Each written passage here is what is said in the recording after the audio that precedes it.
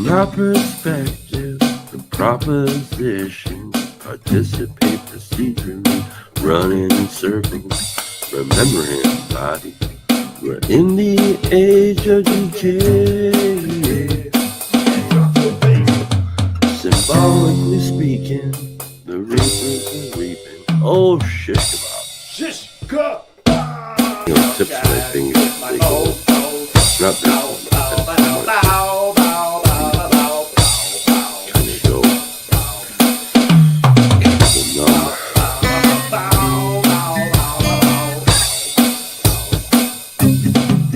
Here we go.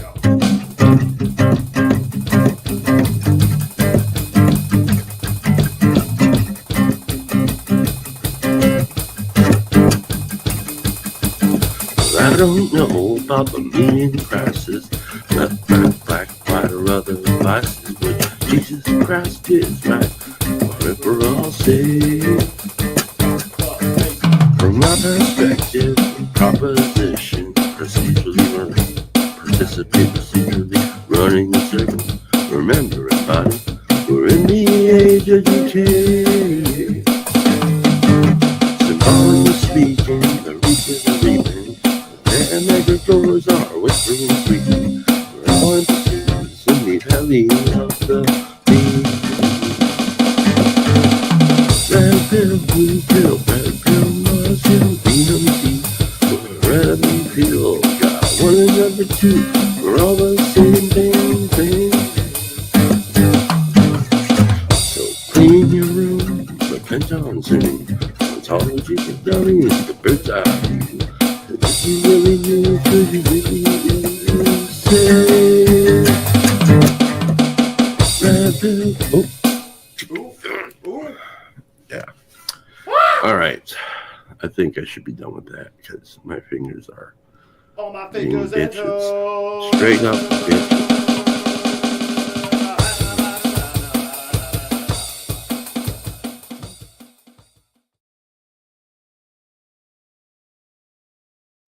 Ooh, I'm over in this little corner. Now I'm in the whole thing. Good morning, good afternoon, good evening. We have a special conversation today that follows up on the Connecticut Estuary Retreat. In the long, various iterations of the estuary meeting, certain patterns arose, and some of those patterns were about marriage. As I've noted in a variety of videos, marriage, actually real in life marriage, is really sort of a difficult thing to talk about because, well, it's a difficult thing to talk about particularly and publicly because part of the reality of marriage is it sets up a container which sets up its own little culture and protected space that once you sort of open it up, well, things inside change. Now, this has been mitigated to a degree by marriage counseling, which expands, at least lets another person into the group. But for the most part, the two people in the marriage create the culture, and the dynamics between them make that culture. And one of the things that developed in our retreat was the conversation where two people, one person said, marriage, she's the hill that you die on. And the other said, I've seen way too many graveyards on that hill. And so we've had little eruptions of that since our retreat last fall. And so then actually offline, one of them suggested, well, why don't we revisit this fact in a little bit more detail? And I thought this would make a great topic in a Friday live stream, because you can do conversations that are sort of on Zoom and then post it to the channel. But the live stream, of course, has the additional participation of people in Hive Mind. And of course, as usual, towards the end, I will drop the link. So I am going to bring into this conversation the individuals who very much made up this dynamic. And a little bit of background here. I noted that Rod Dreher and Rod Dreher's diary posted quite an interesting piece, because Rod Dreher, of course, is divorced now. And Rod Dreher, being Rod Dreher, continues to publish almost anything in his private world, in his blog, in his diary. And so he wrote a very interesting piece on marriage in the cluster B society yesterday, where he talks about the fact that some of these cluster B traits have become sort of a part of our present culture, which then in some ways almost infiltrates into everyone's marriage. Also, Mary Harrington, in her Substack today, posted a very interesting article, sort of following up on her Twitter thread about the fact that men and women are increasingly signaling to their own sex and not to the other sex. And here's a little meme about photography, photographing something you want to show everyone. Men would show the thing they want to show, and women show themselves with the thing they want to show. The meme itself is well observed. You really do see this behavior fairly on in social media, but why? Why is this meme invites us to ask, do females add themselves into every photo they post online? To the manosphere, the answer is obvious, because women just can't stop making everything about themselves and their personal feelings. And off she goes on that. So we're going to have, I anticipate, quite a conversation today, because and somebody have mentioned now, Rod, in fairness, is not a boomer. I am the oldest of us three. I'm a year older than Mark D. Parker. And technically, Mark and I guess we're just at the end of the boomers, just kind of barely in. But Rod is an Xer. And I'm sure we will hear from many of our millennials and Gen Zers. But part of the reason I like these two guys in this conversation is both of them have a ton of real world experience. Mark on his channel has been very transparent about, he told the story, in fact, of he marries his lovely bride, and the first day of his honeymoon, he falls into a significant depression. And you think, wow, a lot of women would run and look for at least an annulment in a situation like that. But she hangs in there with him, and he hangs in there with her. And how many years have you been married now, Mark? 34. 34. Okay. I've been married. I will be married 37 years this August. Now, Rod has had a very different experience with marriage. He's been married. He's been divorced. He's currently married. He's had very interesting life learning about women. Rod has his own very articulate ways of discussing these issues. But at the same time, both of these men are very much lovers and respecters of women. I have absolutely full confidence that both of these men are treat women very well, but are also very honest. And so how I've decided to structure this is I've asked both of them to begin with an opening statement, and then we will proceed into it. And I'm going to have Mark give his opening statement first, because Mark, I think, basically presents the position that many of us men came into consciousness and romantic relationships with, especially in Christianity, in the Ephesians 5 Christianity, where women are exhorted to love their men, but then men are basically being told to lay down your life for your wife, like Christ laid his wife down for his church. And that in some ways sets up Mark's let's say Mark's argument. And so I'm going to give Mark the full stage here for Mark to present his opening statement. So Mark, you were the one who very, very poignantly at our retreat said, "She's the hill you die on." And when you said that, I was sitting just a person or two away from Rod. I thought, oh, Rod's going to have thoughts about this. And so, Mark, so take your time and tell us maybe a little bit about your life and how you've learned about marriage and romance and women, and what's sort of shaped the position that you hold, and then articulate it for us. Okay. Yeah, we are true baby boomers, Paul. We are the babies of the boom. That's true. Let's see. Where do I start? I could start why I made that statement or in the context of that statement, but I don't know if that's fair to the group at Connecticut. So I'll back away from that and start with the example that my own father set. Now, my dad, I don't. This is kind of. My dad was a man's man in the 60s and 70s. Men loved him, women loved him, and he liked women too. Okay, it was very apparent. On the other hand, if he did philander, it wasn't out of control. It wasn't. It would have been a. Would have been a by the standards of the day, probably a hiccup in the relationship. I don't think he did actually, although he was a notorious flirt, and women loved to flirt with him.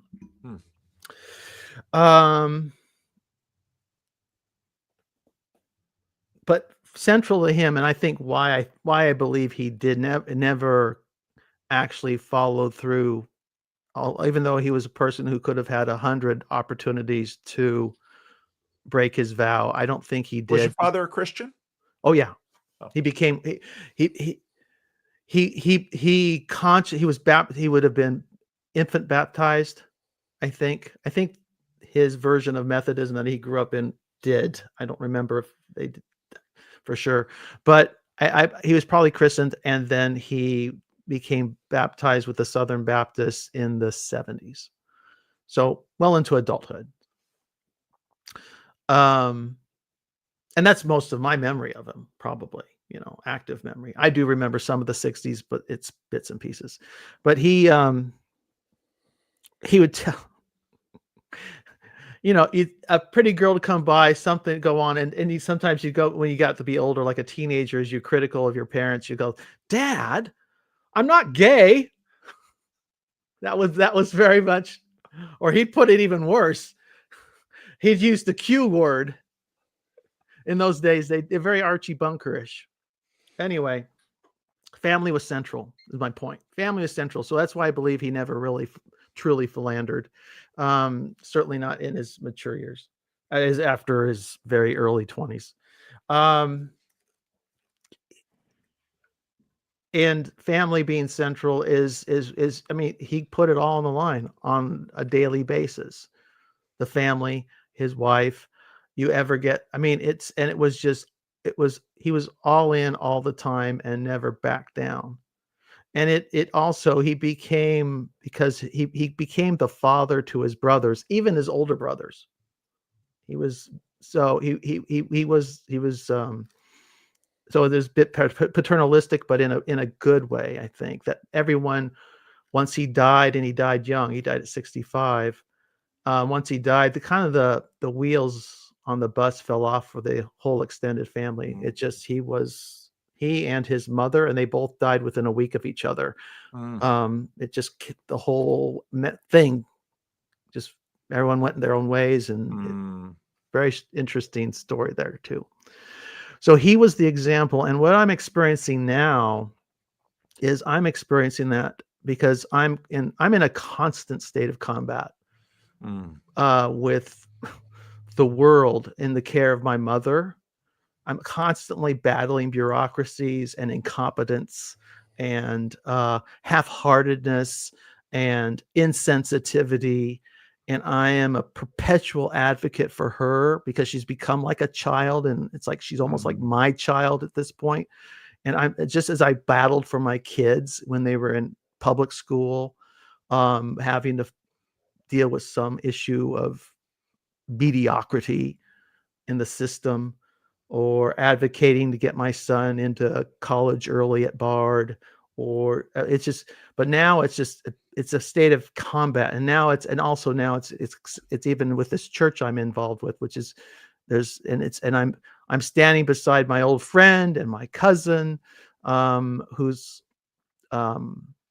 his wife, and they're the ministers of the church, but now they're, and I'm dealing with a board that's in a spirit of rebellion, and I'm in a constant, I'm combating them. And that to me is like, but that is, in the end, I'm looking back and I'm saying, and people are looking and say, my cousin actually said, you just remind me more and more of your dad every day. And I don't even know it. I mean, it just was happening.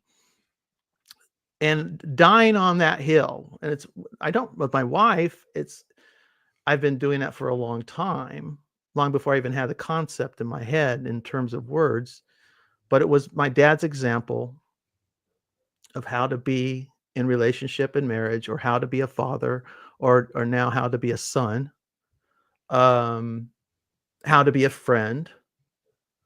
And I'm How to be watching a myself. patriarch. How to be a patriarch. Because that's what he was when you describe it. I mean, he was a patriarch. Yeah. Yes. Yeah. And but I'm watching myself. I am watching the sensitive Mark die. I noticed this just this week. It's just, maybe it's fortuitous that it happened in concert with this discussion. I just observed how I plowed through an administrator. I didn't, because it's like I'm in a state of mind where, I got, in a sense, you could say, lady, I got my lawyer on speed dial. You want to give me a problem? Now, 10 years ago, I was much more peace, love, and understanding. And I'm like, if you're not about love, and if you're not about peace and understanding, well, I can deal with that too. But I'm not. But it's not going to look very loving. It's not going to look very peaceful, and you might lose your license in the process. So watch your step. That's where I'm at. But I'm watching myself die, and I'm watching myself harden, and I'm like going, oh, am I going to come back from this, or am I just going to die a hard ass? So there is, dying on the hill takes many forms, but we had a discussion with Henry in the Woo this last week, a beautiful young man who's so well-meaning and so good-hearted. He's put himself into a fishbowl kind of lifestyle at church and at work, and he's only 24.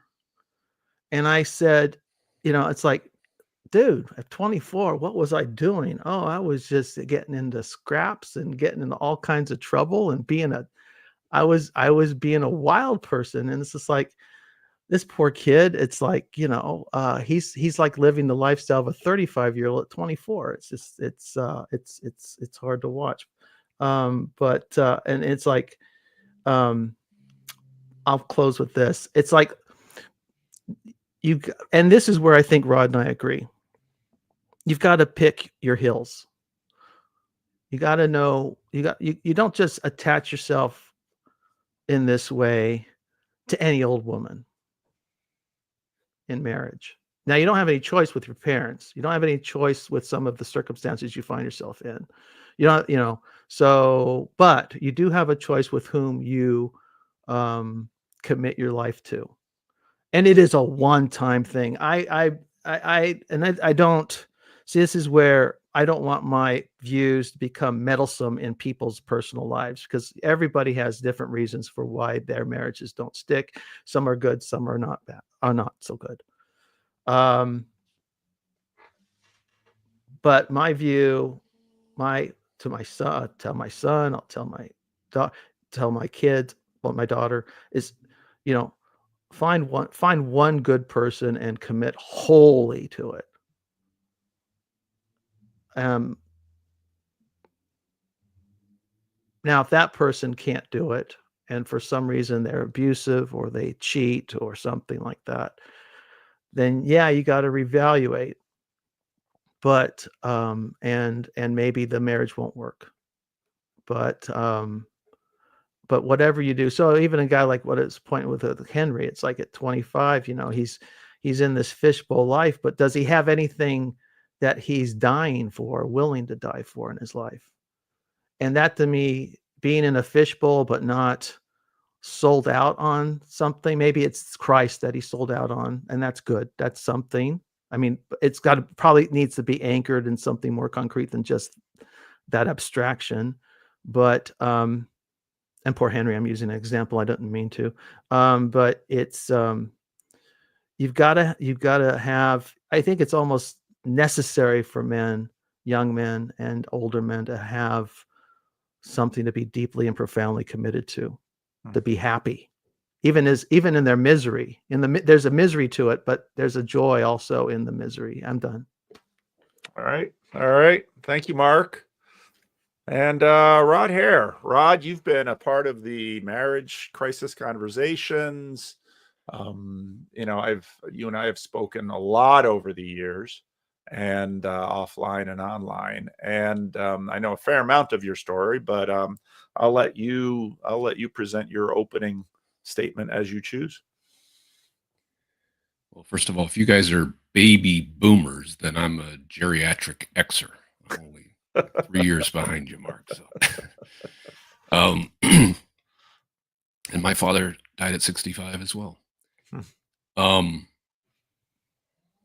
Couple of disclaimers. First of all, I didn't choose the title for this stream. Nope, So you didn't. that was Paul's doing. Cluster B is a shorthand. It would be easy to throw labels around and forget the empathy that I think is appropriate for people who suffer some pretty severe mental illness and can cause all kinds of pain for themselves and other people. I appreciate the sort of the granular details that you offered, Mark. I may offer fewer, partly because to protect those who aren't here to tell the story themselves. But I've seen this up close. I will say that, and it wasn't my ex-wife or my current wife. I should say that.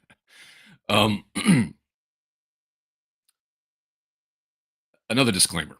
For those of you sort of hoping for the kayfabe here, lean hard into the grudge rematch, Connecticut 2.0. I think I'll concede defeat up front, in that I am up against a third generation Christian pastor with 5 grown children and a 36-year marriage, and another 34-year marriage and two grown children. Mark, is that right? And I'm working on my second marriage, and I don't have children. So take whatever I say with a certain grain of salt. So what can I contribute to the conversation? As you said, Paul, I've lived a very different life than you, and probably started it very similar to you in the sense that I had very sort of idealistic ideas about women and marriage, and married young, married my college sweetheart, and floundered early. Was married for 10 years.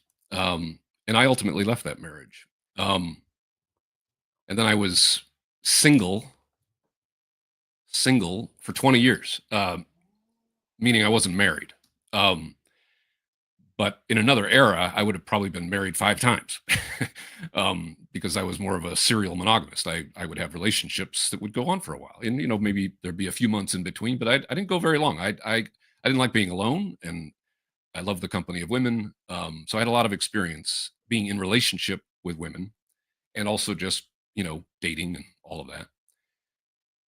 And another thing was I was watching my friends, my male friends, and the hell that many of them were going through with bitter divorces and custody and custody battles and alimony, and this lovely partner of theirs that had looked up at them lovingly at the altar just a few years earlier had turned into something entirely different. And I just seen the wreckage that had caused.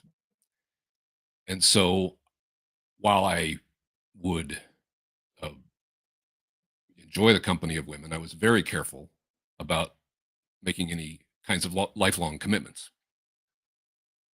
And I think this is what got us started in Connecticut, Mark, because I made a provocative comment. I, I, I like to find like a simple little thing that's just a kind of a gentle provocation, but if you say it just right, you kind of get to the heart of something important. And so what I said was that I had made a decision that I would not marry someone who I could not amicably divorce. I had the good fortune of my first marriage. While it was sad when it ended, we were young. When we started, 13 years together in total, 10 years married. it was sad, but it was only sad, right? It wasn't bitter and rancorous and mutual recriminations and all the sort of terrible things that can happen in divorce. And we had no children. And so it was $300 for the filing fee, and wait 6 months, and it was official, and we both had good jobs, and so there wasn't a lot to fight over, frankly. Um, so I and and witnessing my other friends go through what they had gone through, I realized how lucky I had been. So some of the reason why I say that is because I'm like, oh, I actually got lucky that she was and is a good human being. We're still in touch all these years later. Um, we're still friends in that sense. It just wasn't a good fit for marriage. Um, so I came to the conclusion that, and by the way, some of this was just the experience of being in different kinds of relationships and seeing the highs and lows of that, and sort of buckling up for the whole ride, and then realizing, well, this whatever this is probably not the makings of a good marriage, right? Um, and so I was kind of learning these lessons and watching my friends, and so the woman I married she's a wonderful woman, and one of the best things about her is that she doesn't scare me. She's just a wonderful person, right? And I met her at a wedding, and she lived in Nashville, Tennessee, and I lived in one of the most beautiful cities on earth in Santa Barbara, California. And just to tell you how much it mattered to me, I was willing to basically uproot my life and move to Nashville so that I could live anywhere, and she was pretty well grounded here. And so that's how much I felt about the institution. If I found a good woman, I'd do right by her. So that's a quick version of my story. And the reason I sort of conceded defeat up front is because and I was the one who was kind of, you know, instigating on the marriage crisis conversations, because I'm saying, and I said this on your stream the other day, Mark, um, and some of this I got from Aaron Rent, because he was talking about this years ago, and he was saying this from within the church. Here I am standing kind of outside the church. I knew how I had been formed and the ideas that I brought to my early experiences and how naive I was, right? But he was saying from inside the church that he didn't think that the church was giving men good guidance on how to approach the subject of dating and marriage in the modern era. And that rang true for me. Um, and just standing back and watching sort of gradual corrosion of the institution, I realized that something structural must be going on. It's more than just, whatever you might point at. It's a lot of things, right? So my premise is that the institution, it's essentially not equipped for the modern age. And part of the reason why the church may not have much to say about it is they don't know what to say. Um, and I'll add another provocation here. With no fault divorce, meaning anyone can leave for any reason at any time. Well, what exactly is a marriage? And then of course you add, the pill and the sexual revolution, and you add feminism, and you add all of the absolutely worthwhile ways in which women are now contributing to the public sphere. Um, After all, what woman really wants to go back to having to see a male gynecologist? For example. There's lots of really wonderful things that have come from women being able to contribute their talents to the public sphere. But there's a new reality, and that is the reasons for marriage have hugely diminished. And what we look for from each other, fewer and fewer of those things do we need from the other. And a provocative question would be, what's a man for exactly? Um, and so you can just see structurally all sorts of contributing factors that make it kind of like a melting iceberg. And so my premise, because I actually believe in the institution of marriage, I actually think it's probably the single most irreducible unit of value. A man and a woman come together, they create children, and they start building a future together, a pro-social future that we can all, participate in. And I think that's a beautiful thing. And I want to, when I make a statement like that, I realize that there's some heteronormativity slipping into what I'm saying. So I want to expand the aperture enough to include all of the other ways that also make sense for people to make public commitments to each other. But I'm just not sure that the conditions are right. And so I'm essentially trying to provoke a conversation about some kind of grand bargain, some kind of grand renegotiation between men and women. And from my point of view, it starts with being more realistic about the terrain that you're entering. You've introduced the idea of a cluster B. In a sense, that's kind of that's the easy one. That's the straw man. Like, if you're in a relationship with somebody who's toxic and abusive, like, you probably need to protect yourself and get out of that, right? But there's many, many, many gradations of what make for a great marriage and a not so great marriage. And I'll finish with this. There's a book came out not a few years ago now. It was called The All or Nothing Marriage, by Eli Finkel, I think. And I probably read 3 or 4 chapters, as I usually do with these kind of, you get the point, you move on to another book.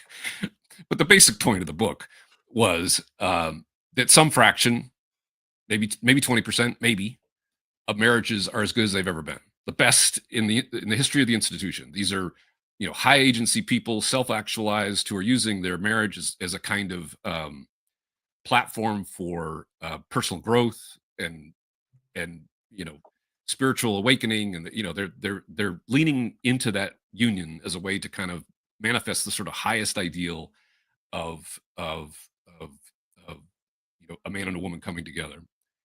And basically everyone else is just really struggling.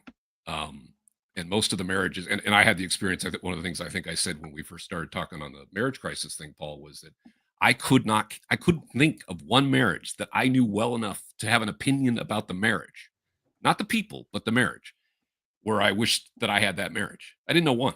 And so, when you know enough to know, there was just a lot of marriages where they just weren't particularly great for either of the people in them. So that's the reason for the provocation. That's the reason why I'm so interested in the subject, because I think our future kind of depends on figuring this out.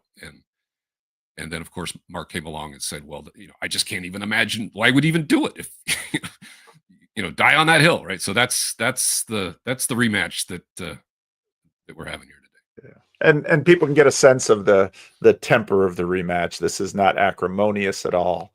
And to a certain degree, it was also prompted a bit by that. There was that video of the woman who, talked about how good her husband was, but how she was so willing to, she was willing to divorce him, even though he's a great guy, because, and then JP Sears comes in with just, I thought, a number of people had sent me that video and said, you should respond to this video. And I thought, in so many cases today, just sort of a straight, prosaic response to something as complex as something like this doesn't really hit it. And I thought JP Sears sort of hit it, that, wait a minute, if we're going to play this game of the inner me just isn't feeling satisfied for some vague reason, and it's your job to fix it. Yeah, and usually it's the man's job to fix it, because ironically, of a fair amount of legacy assumptions that still hold to marriage, that there's been a series in sort of the liberation movements. What happens is that one group says there's a whole number of things within this negotiation that I'm dissatisfied with. And so let's address the things that I'm dissatisfied with. But a whole bunch of things in that legacy arrangement remain. And then the group that's dissatisfied with their portion of it says, but you need to keep sticking to that end of the bargain. And it gets to a point of saying, now, wait a minute. And I think there is in men a deep sensibility to defend women. In good men, that sensibility is there, because we know that they are a physically weaker sex, and that women have suffered forever from the predations of men. And there's all this speculation about the relative size and strength between us, that this is evidence of that over long periods of time. And so men quite rightly, and good men quite rightly, stand up to defend and sacrifice themselves for women. But as Rod said, the world has changed. And in a nation of laws, divorce attorneys, police forces, there has been a movement, you might call it the manosphere, that has basically said, now wait a minute. Maybe there's a way to renegotiate this thing. And in fact, I think a lot of what's been happening that we've seen in the last 20 years has been, as there often is, there's first sort of a pragmatic renegotiation that men do almost subconsciously. And then eventually it sort of rises to the level of consciousness. And at some point it might get to the level of law. But we're in this state of renegotiating because we have rule of law, we have protection of women, we have greater parity, and in some cases, asymmetry with respect to men and women in the jobs marketplace and in the economic marketplace. A lot of that was sort of a correction from this first wave of divorce that happened in the 70s, when a lot of women who sort of got into marriage under the old rules found themselves divorced with responsibility for children and, no marketable skills. I was having a conversation with a young man who was sort of working through a bunch of these things. And, I rehearsed some of this history for him because he was saying,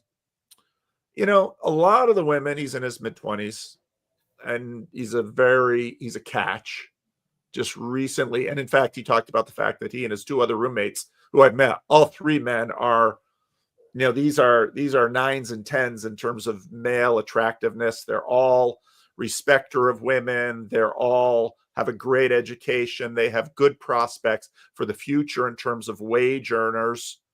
These are men that I would think, boy, any woman paying attention is going to grab this guy early, lock him down, because this is the kind of man you really want. All three recently got out of long-term early relationships in their 20s. And one of the things he said to me was, a lot of the women in their mid-20s are basically saying, I don't need a marriage right now. And of course, with all the conversations we've had, it's like, we're going to revisit a lot of these women in their early to mid 30s who suddenly are saying, okay, I want my marriage now.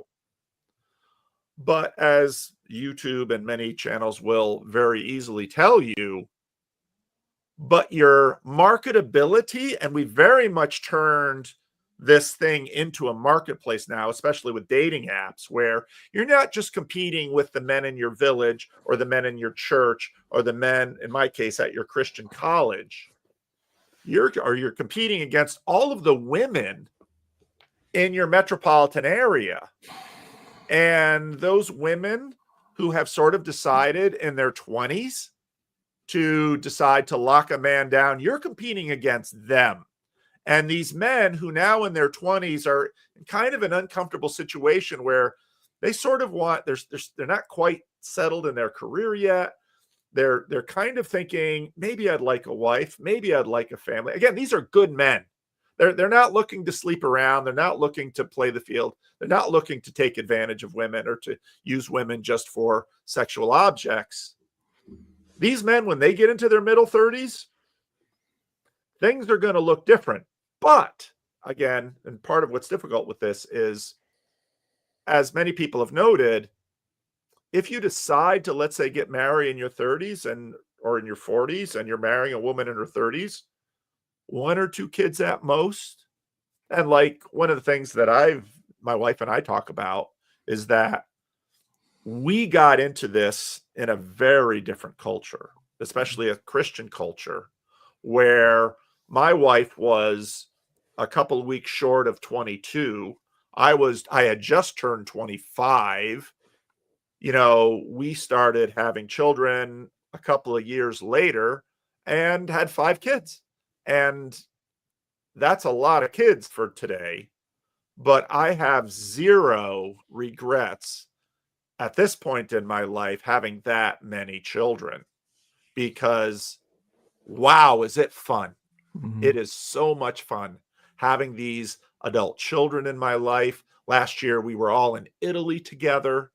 My wife and I mean, the times of the year, we don't, yeah, we like to travel. We like nice things. But you know what, as at the top of our hierarchy, having our kids together. I've got 2 of them married from last summer, and I don't have any grandkids yet, but boy, do I want that. But man, I look at it now and I say, I feel so fortunate that the culture I was given put me in a space where I married young, we started kids early. Now, all of that's the upside. The downside is, and we're going to have to talk about this, marriage. I think, Rod, you really nailed it. There's a small fraction of marriages that right now are the best that marriage has ever been for these people. But that is a fraction. And the vast majority of marriages are somewhere in between. And that somewhere in between in the course of a long marriage changes. I know very few long-term marriages that haven't had chapters in their marriage that weren't hard to horrible, where both parties had to give serious reflection of cost benefit analysis to say, is this worth staying in? Or maybe it's time to get out. And making those kinds of decisions, once you've had a couple of kids, you're halfway through a mortgage in a house, you've got, college expenses and, those kinds of things looming in the future, and you're sort of a middle-class American. I have sat across from, I don't know how many men in that space where, oh man, I'll do my best for them, but I finally say to them, you have to make the decision whether or not to stay in that marriage, because you and your children, and in some ways your children's children, will pay the price of the decision you make. And I know I've seen situations both ways. I've seen marriages where I look at it long time after and I think they should have just ended it for the sake of everyone. And I look at other marriages where they did end it and it's like, I'm not sure it was an upgrade. So, and this is where, and especially I think partly because the male female thing has changed so much. And I think, boy, I would say probably a majority of people in middle age in marriages today will at some point have to look at that question, and they will answer it, and they will live with the consequences, and their children will live with the consequences one way or another. But I don't know that any of us are, when we're in the midst of it, ever smart enough to know that we're right. But that's life. But you make your decision and you go. So why do Protestants love divorce so much? Oh gosh. Yeah, I'll have to say that for all of the and so right now with the new papacy thing and the conversation that's going on in the Catholic Church, I'm not sure. I can understand the desire to say, from a church perspective, let's lock this in and try and really stabilize society by having the church lock it in. And I think, I'm not sure you're getting the results you want to get. So there's my opening statement. Maybe I'm not quite as outnumbered as I thought I was. Well, Phlebas says I sound like an atheist. Phlebas also thinks we're dinosaurs, according to his post on Twitter. Well, so, I mean, I mean, And guilty. anyone who's here's the thing, and here's why I do love this panel, because all of us speak from experience here. And a lot of the inherited wisdom we've received, hey, fair enough, but things have changed in the last 30 years. You got something, Mark? Because I have something for Paul. Well, but yeah, it's your turn. It's your turn. Oh, no, there's no turns. We can go with it No, go ahead. away. David Brooks and Scott Galloway had a discussion that just got posted like 20 hours ago. Yeah, But I saw caught a part of it. It's worth watching. I don't think Scott Galloway is my kind of man. If I listen to what he describes as his lifestyle, anyways, maybe he's become something different. But David Brooks is more my speed in terms of ethics. But Brooks pointed out that, and he himself has had a divorce, but he described part of what makes for a successful marriage now from his perspective at this point in his life is that both parties have to be kind of committed to growth, personal growth. And that's why I can't take credit for a successful marriage. and have a similar idea of what that would even be. Yeah, I would. Yeah, there's got to be there's a lot of nuance to all that. Yeah, because if the personal growth is all about personal ambition, and I want to be my sense of personal growth as being successful in the marketplace. No.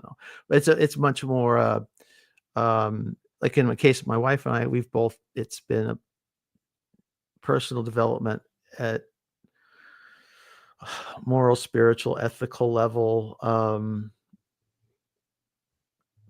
self-improvement in a sense, but not in a way that, not in the TikTokable type of way. And I think in the way that Brooks is, I think if you go into listen to Brooks some, you'll know what he's talking about. And I think for a marriage to succeed, I think he's right on that point. So that's probably that could be maybe one of the secret ingredients to a marriage that lasts 34, 36 years or more.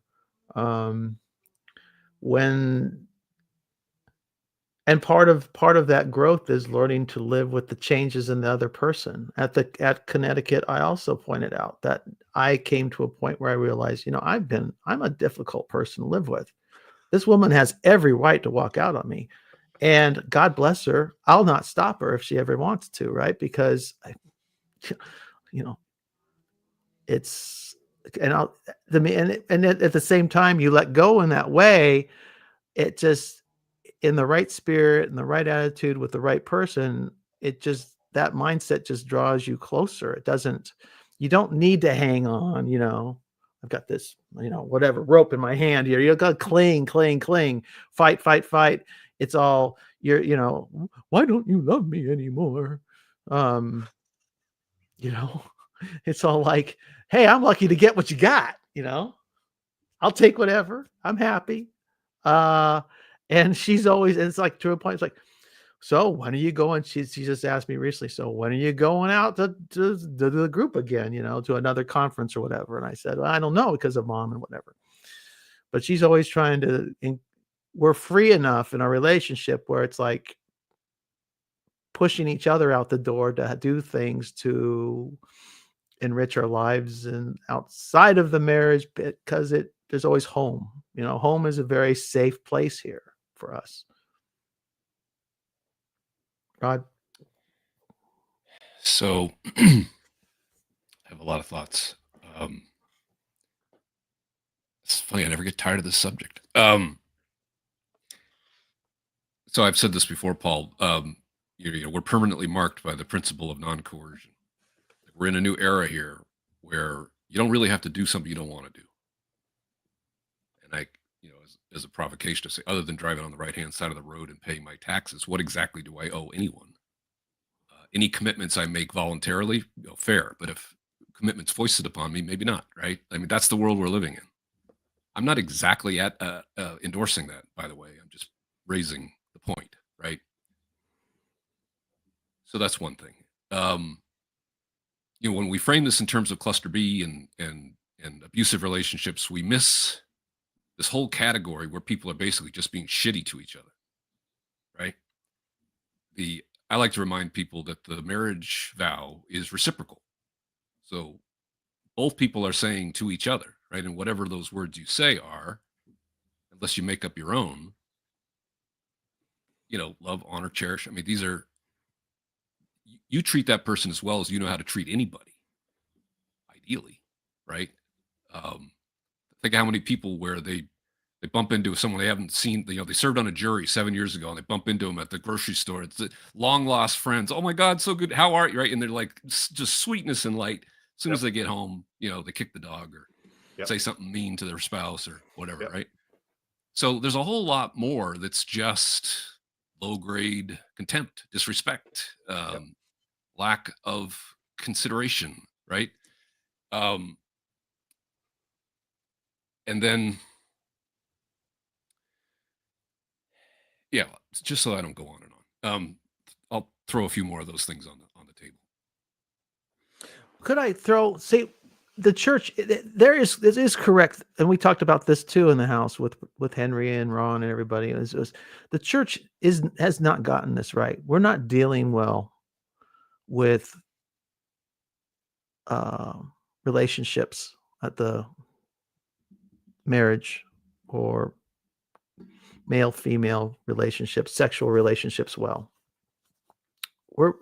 I don't know what the heck we're clinging to or I don't even sure we know what we're aiming at. Because I think, and one of the things I thought was we need to get, part of it's the society and the need for success and the need for money and careerism, that we're terrified of teenagers getting pregnant. 1/4 of all Puritan marriages were teenagers who got pregnant. Sure fix that one. They weren't afraid of nature. They weren't afraid of what happens in the barn. Maybe not. They may not stay in the barn, but we've got a shotgun and a preacher, and we'll make it happen, and it'll stick. The church needs to get back to something. I don't know if it's back or forward, but we need to get to a mindset that says we're not about preparing you for worldly success. We're about being here to nurture the development and maturity of families for the long term, for the benefit of children, for the benefit of generations to come. And if it looks a little messy, so be it. But so what we may need to do is it's because the government's not going to do it for us anymore. It's going to be like a teenager.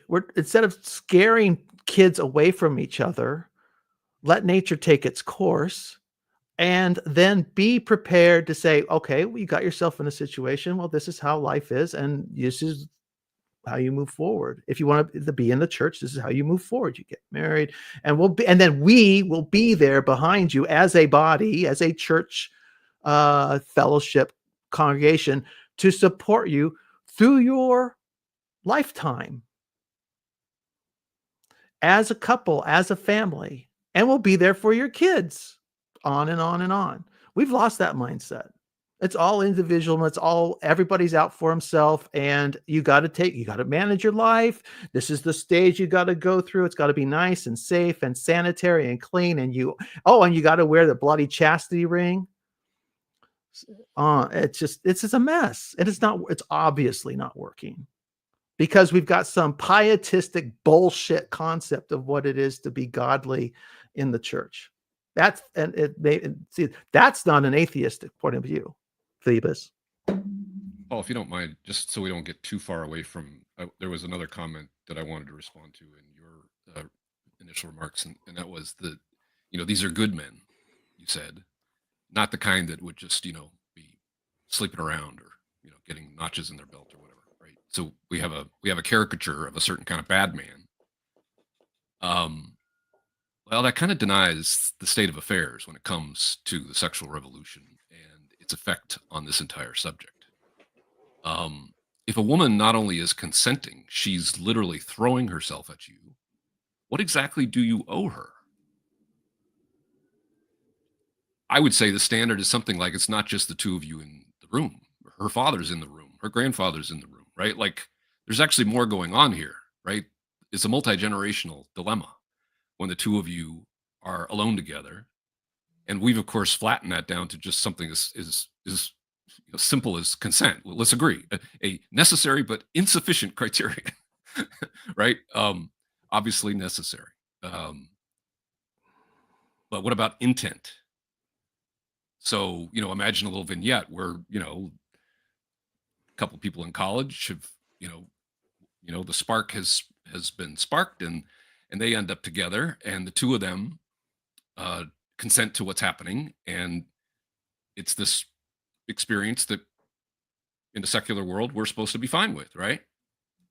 But imagine a camera follows each of them back to, to their dorms or to the fraternity or sorority houses or whatever, right? And she's there with the girlfriends and they're, yeah, details, right. And she's kind of, glowing and gushing about this thing that's just happened. And he's high-fiving his way through the frat house. If she could watch that video later, would it change how she felt about what just happened? It's consensual, right? So it just completely denies that there's, as I like to say, that we are allies and adversaries, that we're simultaneously, there's a tension between the goals of each in that situation. And to your point, Mark, about the church and about the village, about a pro-social future, we're all invested in making sure that young people don't exploit each other, right? But there are no conditions under which there are no ground rules that say, as a matter of fact, if you even come along and say what I just said, I sound like some kind of reactionary, a dinosaur, I think earlier. Well, my wife recently called me a fundamentalist because I'm so not modern anymore in this sense. But consider that provocation, right? Is he a bad man if he, of course, carefully ensures consent? Rod, could I real quick, is that back to your Mary Harrington quote early on, Paul? It seems like Mary Harrington's solution to the problem is to make women more like men. No, actually, that's exactly the opposite, because her and Louise Perry have basically gotten to the point of saying the answer has sort of been women should have sex like men. And Louise Perry very much comes along and says, I agree, yeah. That's not really what we want. Right. And I think that question of what we want, and then to bring in Rod's point of coercion, so I would say, let me say a couple things about church and marriage. Number one, statistically speaking, I think this remains the same. More conservative people and more people who are faithful themselves, because churches have become voluntary associations in the United States. That's part of the trade-off. People who have voluntarily submitted themselves to a church tend to have a better track record with marriage. Why? And I think the reason is that there are containers that sort of hold people in through the normal bumps that come along in a marriage. There's more social pressure. There's religious pressure. The church continues to be, in some ways, remains to be a container that there's a statistic that says most people who are having a marriage crisis, most people, but not all, okay? So when we say most people, it doesn't mean all. It means 51% or more that are having a crisis in their marriage. Within 5 or 6 years, they will have resolved that crisis. And after that time, probably look back and say, glad we didn't end it. Okay? So it's a majority of people. But that's not all people. And you will find plenty of cases of people who were committed to the church, committed to their relationship with Christ, and they stuck in a marriage that probably they should not have stayed in, not only for their sake, but also for the sake of their children. Now, the difficulty here is we like to sort of imagine that the line, let's say, well, okay, so infidelity, well, there's a bright line in the Bible that most people will look at and say, okay, grounds for divorce, biblical divorce. Abuse. Okay, so abuse. But then you have to ask, okay, and I'll tell you, I sit down with plenty of usually men because it's just the way my ministry has worked out. I've more often been around men who've come to talk to me about their marriage than the women. And most of the women that have been in bad marriage that I know ended the marriage. Many of the men that have been in difficult marriages have really tried hard to make it work. And okay. What does that look like, Paul? What does trying hard look like? Presuming these are situations where trying hard didn't work. Usually, again, if a man becomes physically abusive in a marriage, there's a bright line, as well it should be. And you can call weave, which is sort of the Sacramento social thing, that if your man lays a hand on you and you call weave, you will have a place to go, you and your kids, the police can come. There's a bright line there, and that line should be there. But I'll tell you, a woman can work over a man verbally for a long time. She can even hit him. And again, because of the asymmetry in terms of she's hitting him, she's not hurting him. He can fend off the attack.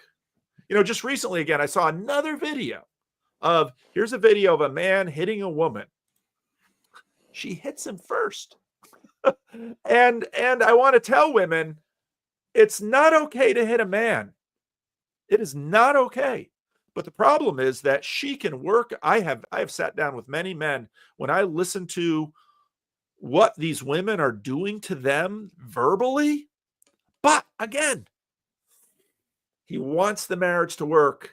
They've got children involved, and and it's a tough call. And I again, Phlebas thinks I talk like an atheist.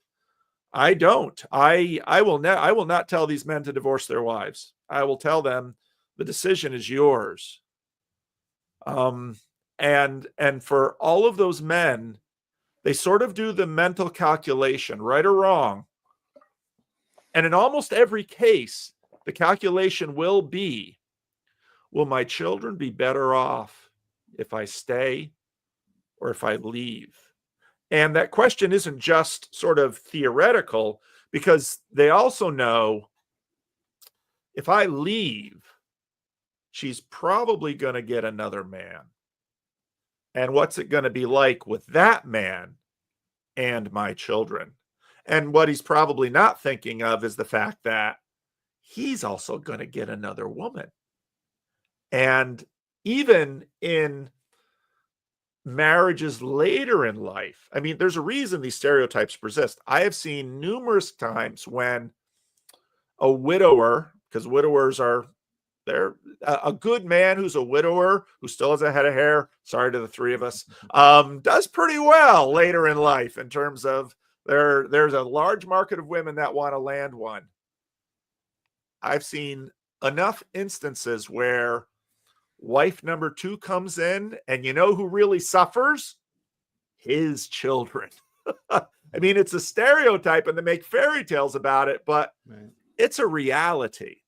And so it's a very difficult thing to talk about. And when you say, Mark, the church should weigh in.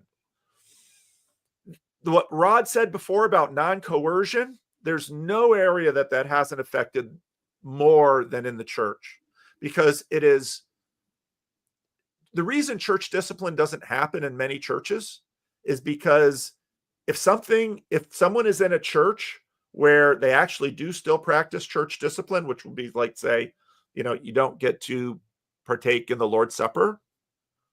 Anybody sees that coming, they are gone long before elders can sit around and talk about, having a process and long conversations and deciding whether or not to discipline anyone. And that same impact is even happening within families where, by virtue of how things have gone, parents either are afraid to discipline their children. I'm not talking about beating their children or even laying a hand on their child.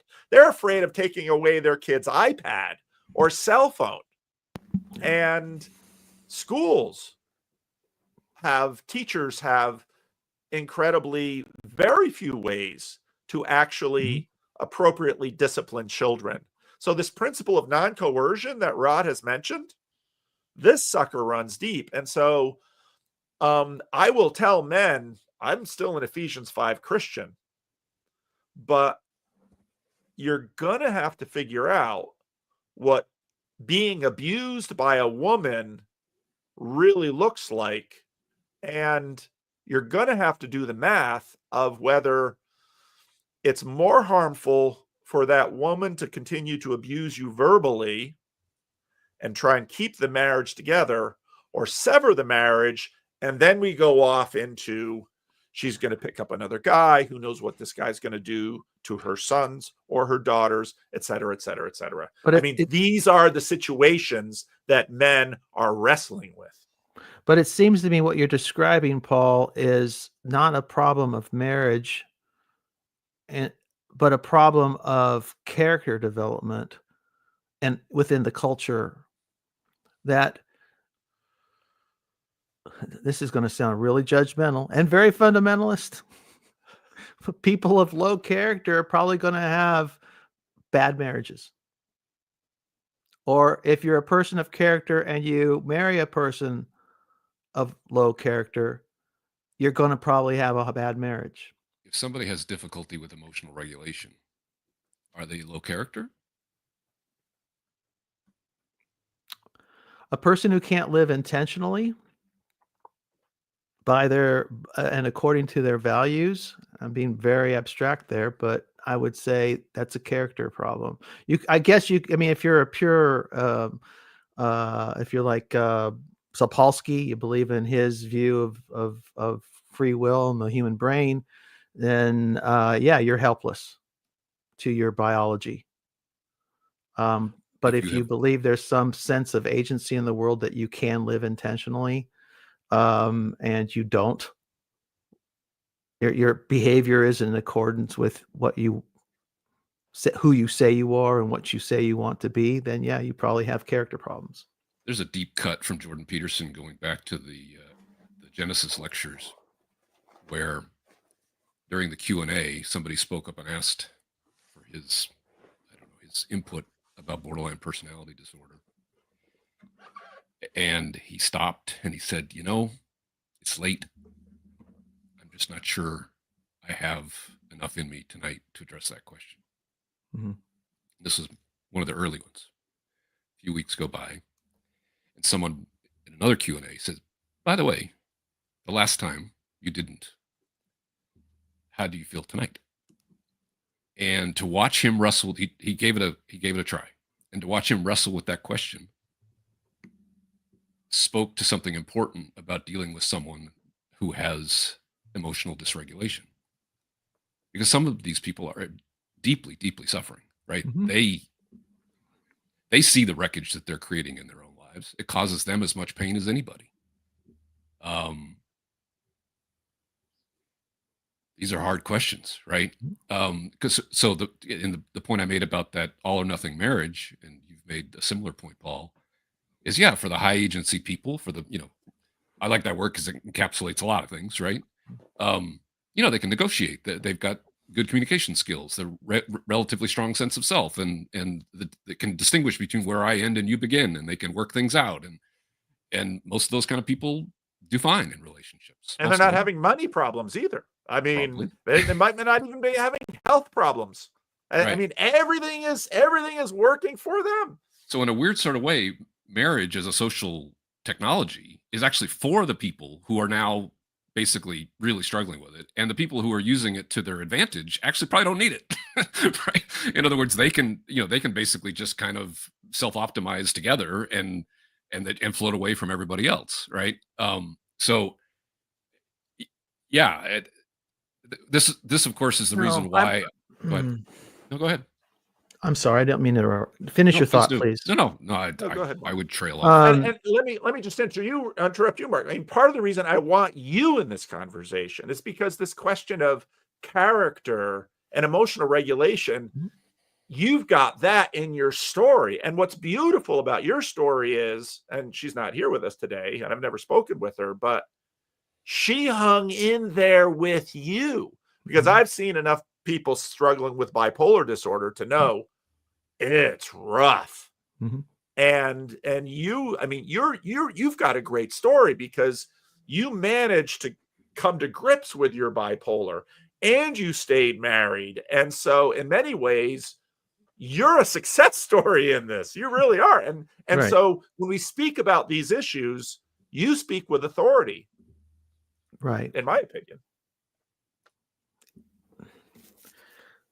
And I don't want to see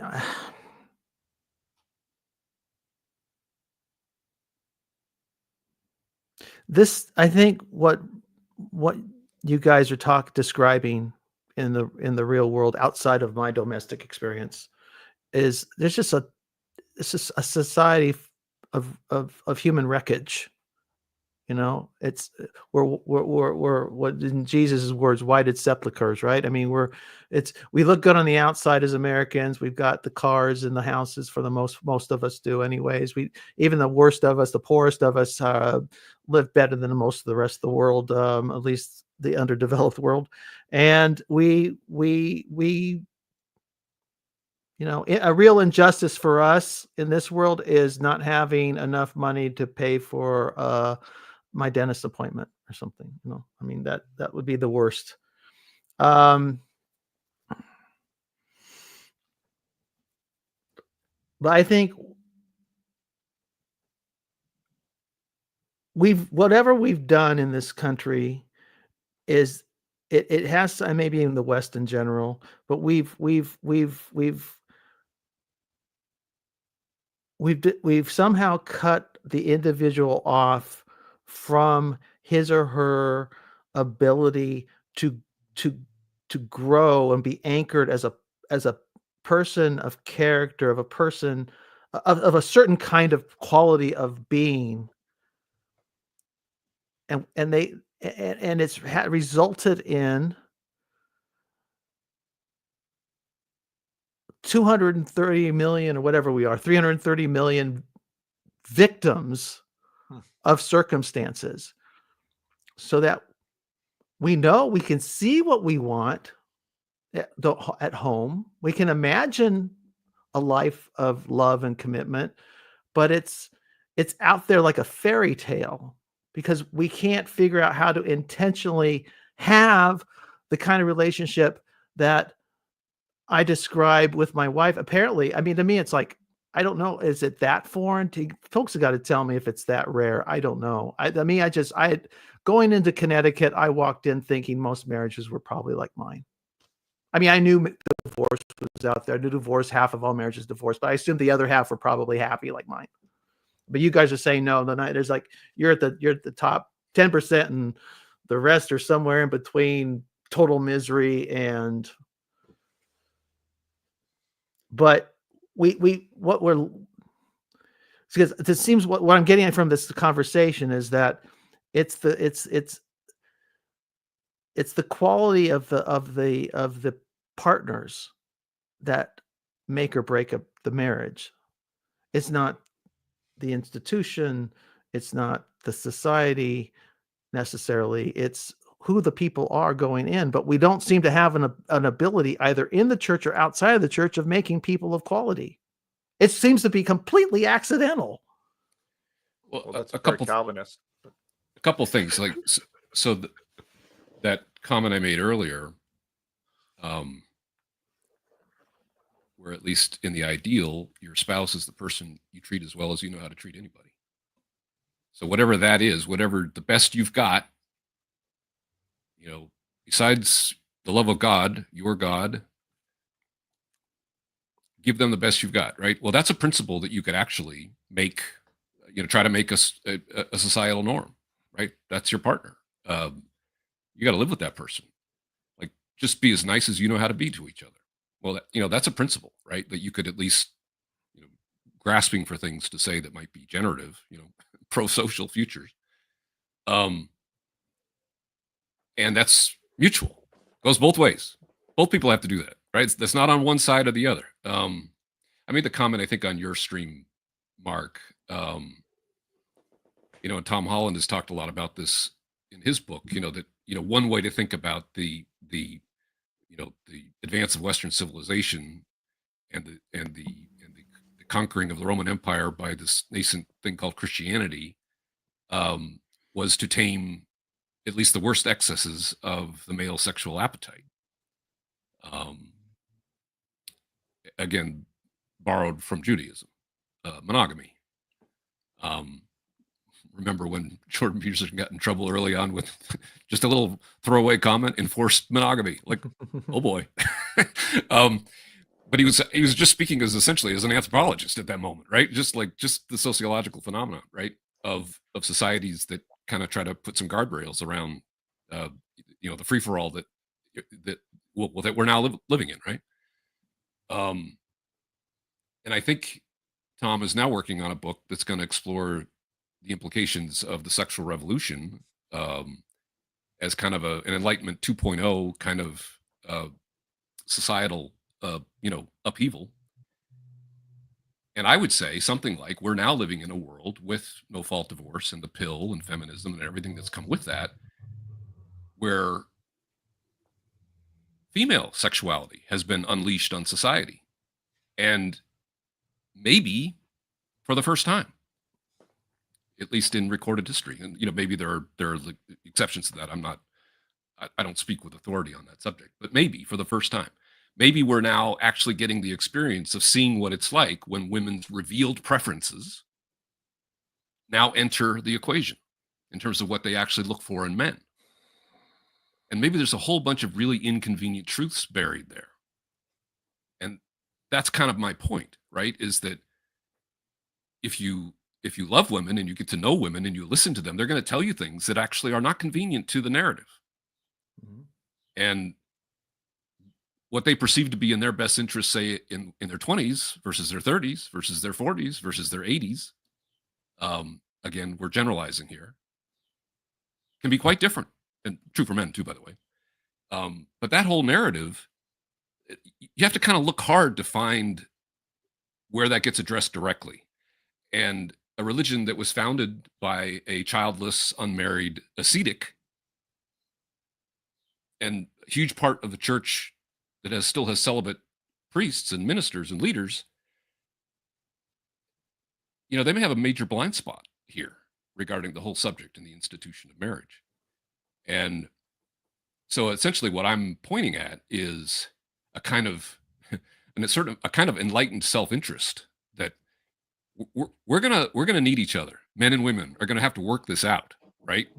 And the answer is not to just retreat, because, as I said, the principle of non-coercion. I mean, hopefully nobody wants that, right? We don't want to end up in the Handmaid's Tale version of reality, right? But that TV show resonated the way it did because there's an underlying anxiety among many, many, many modern women that there will be a full retreat on many of the advances that they have enjoyed, right? So it's not completely unfounded. It's almost like an archetypal fear, right? Anyway, I'm kind of rambling, but I wanted to put that on the table because I think that's a significant portion of what we're talking about here in the provocation I mentioned earlier. It's like, if you're in the situation where a fully self-actualized woman is presenting herself to you and is good to go, right? What responsibility exactly do you have? And as I said on your stream, Mark, I'm not really in the advice business, but if I had any advice for young men, it would be something like, oh, we're going to need every single one of you. A good man is very, very hard to find. And we need to make more of them. So how Mhm. about doing your best to become one? Because we're going to need you, right? And if you focus on that, it may take you a few more years to get established. We may see an expansion of age differences between men and women, for example. As more and more women are having success in their early careers, it's taking men longer to establish themselves.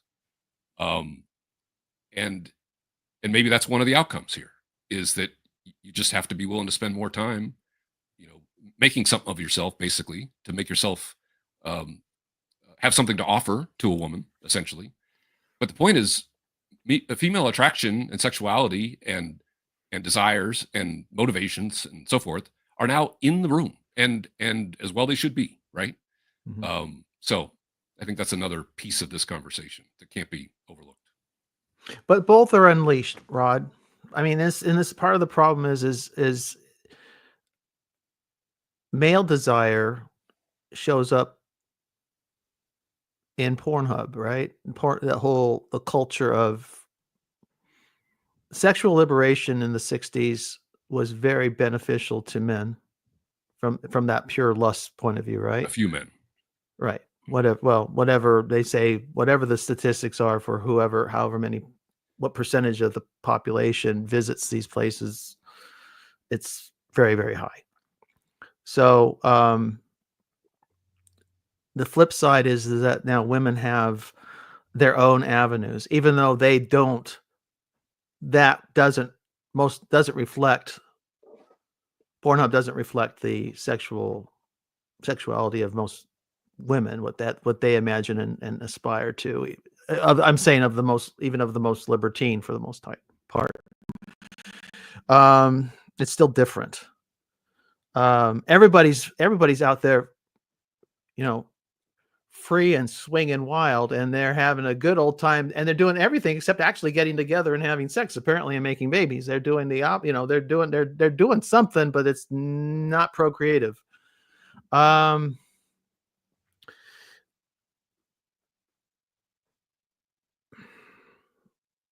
I don't know. A part of that was meant to respond to what you're saying. That women are out there, and we got to deal with it. Well, kind of my point about the few good men thing, and by the way, my comment about a few men was not about porn. I agree with you. I think it's widespread, ubiquitous. I meant that the sexual revolution, and this is Louise Perry's point, right, was very good for a few men. um, the ones Not so who good, could capitalize on right? by Right. Who are multiple more than happy. relationships, and yeah. Love that She arrangement. begins her book with Hugh Hefner. Yeah, exactly. Right. That was Okay. my point. But the but my comment about a few good men is, if you were to, just kind of squint and listen to the public discourse, you could easily fall into the impression that never before have young women wielded as much power in society as they do today, right? Right. Right. I think part of the thing, though, Rod, and I don't know, this is where we'll probably we can't ever align, is that, and I don't, I think the church,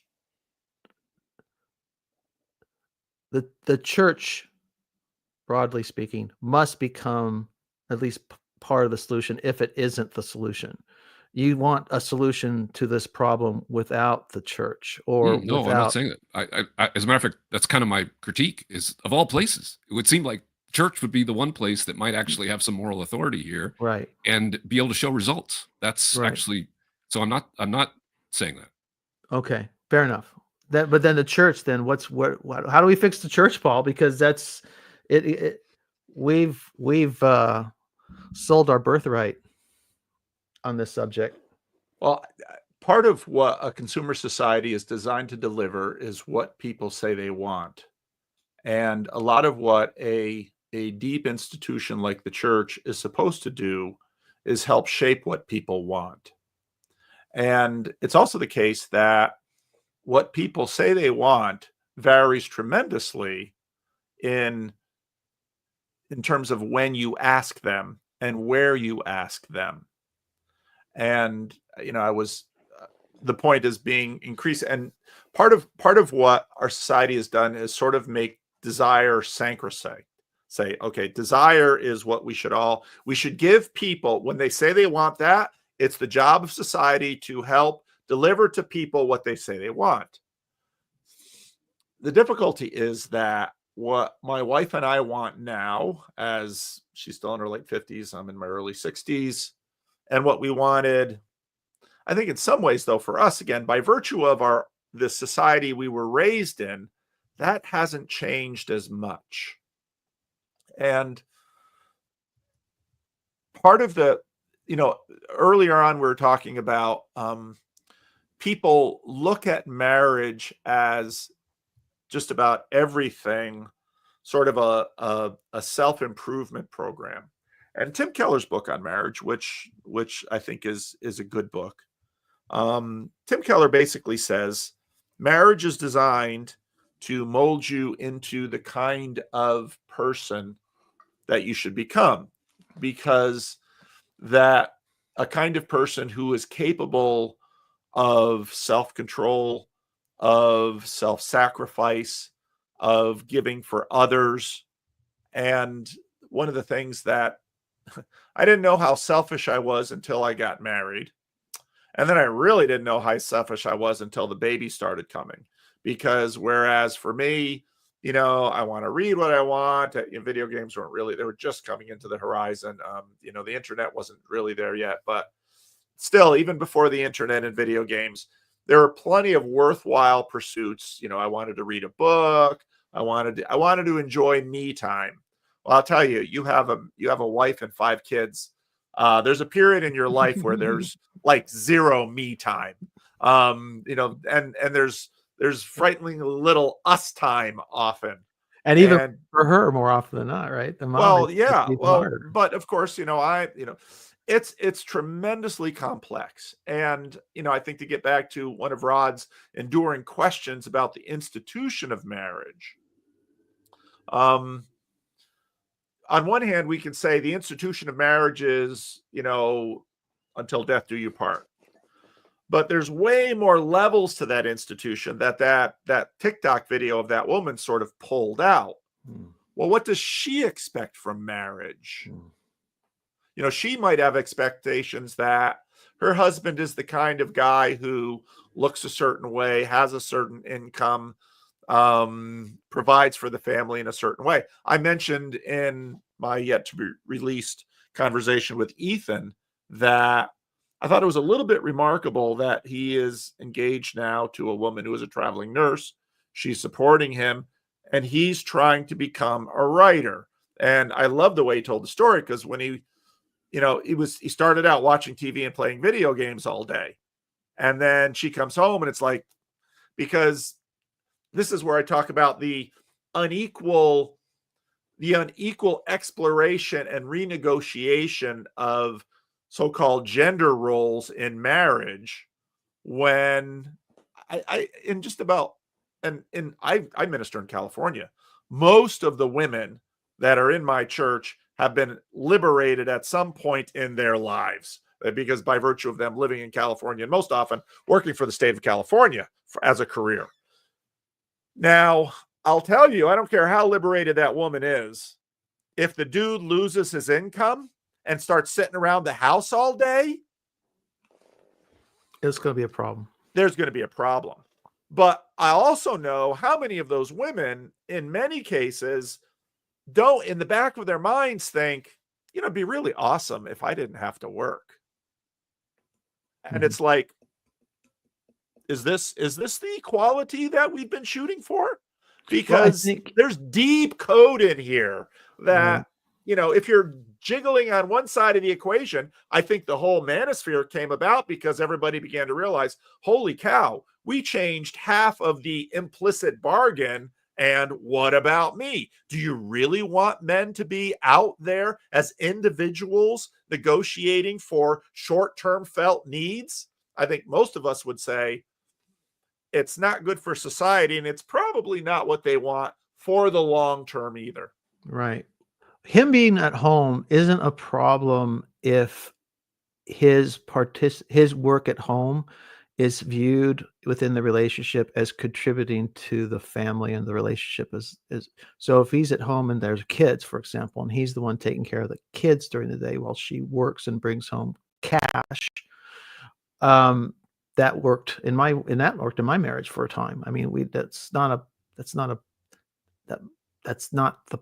a deal killer in my experience. It's a problem if you're sitting home eating Cheetos playing video games. Yeah. I mean, Well- that's a recipe for disaster. As someone who has worked from home for more than 20 years, I can tell you that every day that my wife goes out the door, she's doing fine. I'm doing fine. I'm in my favorite chair with my laptop, and I have things I have to pay attention to. But I have time for Paul's homeroom and so forth. I can feel it every time she goes out. Like, shouldn't she be going somewhere? I mean, it's deep, right? There, even though I'm doing fine, right? There is just something about, like, why am I the one going out and you're right? And then when she comes back, like, there I am, right? So I don't know. There's something pretty deep there that is maybe more than just. Hey, it's nice to get out, though. I mean, In if other you're words, at home there's with the kids, there's the exterior world, there's the interior world, right? There is something about that is deeper than just a kind of exchange of roles. there's the fluidity of our roles within a good relationship these days that society allows this more. Women really enjoy being able to get out and work. Absolutely. And be. Yeah. It fits whatever in the modern marketplace. It fits the female personality well. This wasn't a comment on that. I'm just. Yeah. No, I There's understand. There's something there. Yeah. Well, On the other hand, go ahead. they just gonna go. say I'm just saying. Oh, go ahead. Well, just so we don't lose the thread, the point you were making about Louise Perry I think she was on with Megan Down this week, and I hadn't heard her make this point quite like this before, but to this point about kind of essentially relying on old assumptions. Women are still running the old code for men, but the new code for themselves, basically, right? And she made the point that in the 70s, that it's one thing to say, well, the young people of that era that were leaning into their new freedoms and all the experimentation, all the things that happened there. What wasn't obvious then, it's much clearer to see now, is that was a one-time event. That wasn't just the kind of natural evolution of progress. They were still benefiting from their parents and grandparents running the old code, and then they could just simply kind of reject that and enjoy the freedom of movement that came with that, but still essentially in a society that had all the constraints in place that were making it safe to do that, right? And growing up in the 70s in Southern California, like, I saw what was happening to people. You got into the 80s, particularly late 70s into the 80s. You saw people just literally spin off. They drug overdoses and just terrible things. We just lost people, right? Because there was no constraints. So those people did, they weren't living in Boston or Philadelphia with lots of multi-generational culture around them. They were out on the left coast, just kind of just going all the way to the end of whatever experiment they were trying. And so there was just a lot of wreckage as a result of that. And those people are now parents, if they are grandparents, right? And so those children and grandchildren are not growing up in those containers. But to the point I was making, you can still feel the old code running. There are still ideas about the way a man should be acting relative to a woman. And a lot of men are saying, yeah, but like, you've completely moved. Like, you're not, you're asking me to stand still as you basically change the rules on your side. And men rightly are saying, well, hang on a second. And they're basically pushing for a renegotiation. And when men do that and women begin to recognize, hey, this renegotiation, this is going to cost me and mine and my team. They're like, well, and maybe not. I love that Amy Shermer episode of, men are physically stronger, but we're living in a world where the tongue is mightier than the bicep often. And because, and so, again, I regularly see men, they are just being outplayed by their wives. And I worry And the thing is that the children are watching this and learning from it. And the girls might learn, wow, they're picking up this skill. And the boys are learning, this is a losing relationship, making the kind of men walking away unsurprising. I haven't said much about my personal story, but I will insert this little detail. Of us 4 children, I'm the youngest. I'm the only one that's married. Really? I didn't know that. And so, but then, Speaking of modeling, yeah, back to Louise Perry's point, then, one of the things that I try to remember people within this conversation, this is a multi-generational conversation. And because Lord willing, you will be in your 20s, 30s, 40s, 50s, 60s, 70s, 80s, maybe even 90s these days. And so I also pastor a church where I see people in their 90s. And for the most part, most of those people that are at that age now, they're boomers or they're builders. And most of what's around them was formed by the old code. I have no idea what the new code is going to bring 50 years from now. But I'm a little concerned because I try to impress upon my children, and it's not just because I want grandbabies, which I do, and I've been very clear about that. That's my own selfishness. I love babies, really looking forward to grandbabies, but I look at seniors who have competent, loving, respectful, well-formed children. Those can be good years, even if they're difficult, because again, we lose agency and strength and health and all of those things. Mm-hmm. I look at seniors who don't have that beneath them, and not just one child.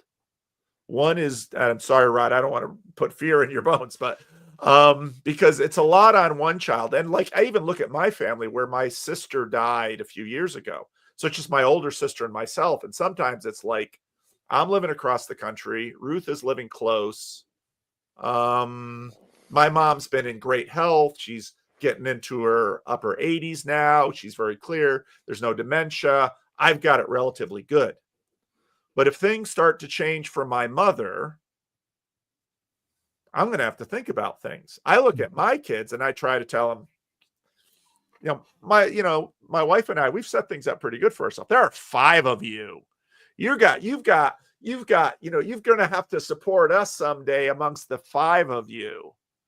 But these smaller families, I don't know how that's all going to go, because if you're thinking that you'll just have enough money to pay someone to wipe your butt and take good care of you in some institution, I don't know. Personal robot will handle that for you. Very gentle personal robot. Well, how about some closing statements for the 2 of you, and then I'll drop the link. Go, Rod. I had to do the first one. How do I wrap up all these provocations that I've just kind of stuck out there with no obvious solution? Well, kind of like I said to Henry on your stream the other day. It's like, well, if I'm trying to be constructive and I'm trying to, well, and to some extent, what's guiding my own decisions, right? I love being married. I love my wife. I see the value of being able to create a life with another person. We have been unable to have children so far. Sadly, there's a lot of grief with that. But I'm a fan of the institution. But I recognize I'm kind of not normal, right? I'm a bit of an outlier. And as I said, even in my own family.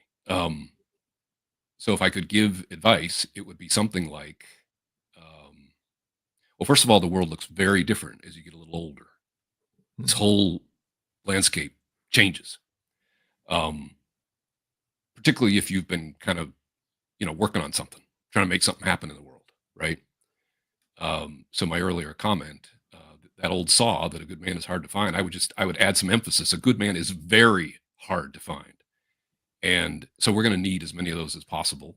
And my sense is women are going to increasingly come to this conclusion that they're actually going to be looking for good men. So however that looks for you, draw from whatever resources you can draw from, but do your best to become a good man. And that means, in one way or another, find a way to make a difference in the world. And I think, that's probably useful advice for anyone. Okay, Mark. I pray that this is just a temporary glitch in the matrix. But my, like I said, the sweet mark is kind of receding, and I'm going to sound really hard. I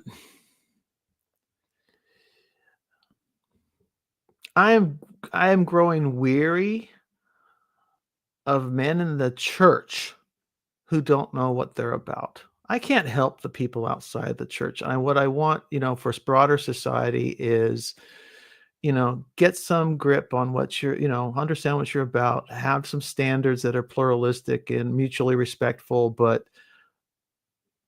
is that going to make for a happy world? I have no idea, But within the church, I feel like we're living in a pre-diluvian world. What's that? Noah knew what he was about. We're going to play with a myth. We'll call it a myth for all you secularists out there. I don't know what is that term. I don't know what that means. Before the flood, before the pre-diluvian, flood. the deluge. Got it. Yeah. So the waters haven't come yet, but the world is a mess.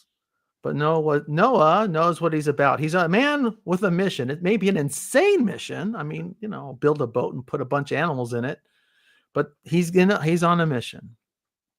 The church doesn't know what it's about, and I'm dealing with I won't go there. Anyway, there is, and I think this is helpful. This has been a very helpful conversation to crystallize in my mind that, men in the church really need to know what they're about. I really think if they do, women within the church will get a clue, be attracted to those men, and we will slowly fix this. We will fix first the culture within the church and then possibly broader culture, as the church would then become more appealing at the evangelistic level and bring more people in. But we're really, and it does mean a winnowing. The church probably is just not small enough yet. It hasn't receded. It hasn't shrunk enough until we really are. When you go to a church, these people are about building relationships and that support families, that support children, that support the elderly and the whole cycle of life. You don't come to this church, my ideal church. You wouldn't come to that church to self-actualize, to network for your insurance business, to do for all the other crappy reasons people go to church. You'll actually go to church to be part of building a barn in which you store your riches for heaven, and you're there for the community, and you're there for all of the aspects of community that go on, that's multi-generational. And wasting our time on all this other stuff about that goes to American culture is weakening us. Because those are my last words. I guess you could say, because it's still die on the hill, right?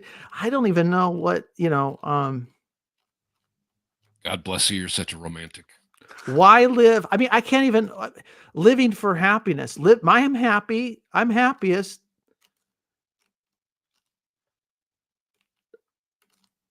I'm happy. I'm happiest when I'm not living and worried, or at least worried about myself. I think it's great because you being as romantic as you are makes me look a little less romantic. I like that. Rod, Good. what was your phrase, Yeah, Rod? men are romantics masquerading as pragmatists, and women are pragmatists masquerading as romantics. Not mine. I stole it from somewhere. But it's good. Indeed. He said that, and I thought, oh, that is so true. And But I would Marky- say, Paul, that I don't think we're still not on all of Christian YouTube talking about this, what I described. Most of what YouTube Christianity is talking about is everything but. It's like the lads getting all excited about the church calendar a month ago or whatever, about the unification of the church calendar between Catholic. And I made the controversial on Christian Baxter's stream. I made the controversial statement, majoring on the minors, boys, that it's because to me the if you were majoring on the majors, it would be more about building a culture that is about making a healthy world for young families and babies and children and their development and so on. And I don't see where ritualistic stuff necessarily feeds into that. I mean, it could be supportive, sure, but the real blood and bones of what I'm talking about transcend liturgy and all of that. All right. There it is. Now I'm going to bring a young man in here, and we'll see if he actually says anything. I'm warning you, Andrew, if you don't say anything, you're not going to hang out on the screen. Maybe if you're eating something interesting. I've got nothing. But I'm A man. Well, you came with a head of hair. well, let's talk about your love life. How's it going? How about you, PVK? How's your love life going? I've been married for 37 buddy. years. It has its ups and downs, but the question isn't who. That's set. So, Andrew, tell us, are you dating? Where are you at with this stuff? Oh, I'm dating everyone. I have a long list of potential girlfriends. They all have yet to call me.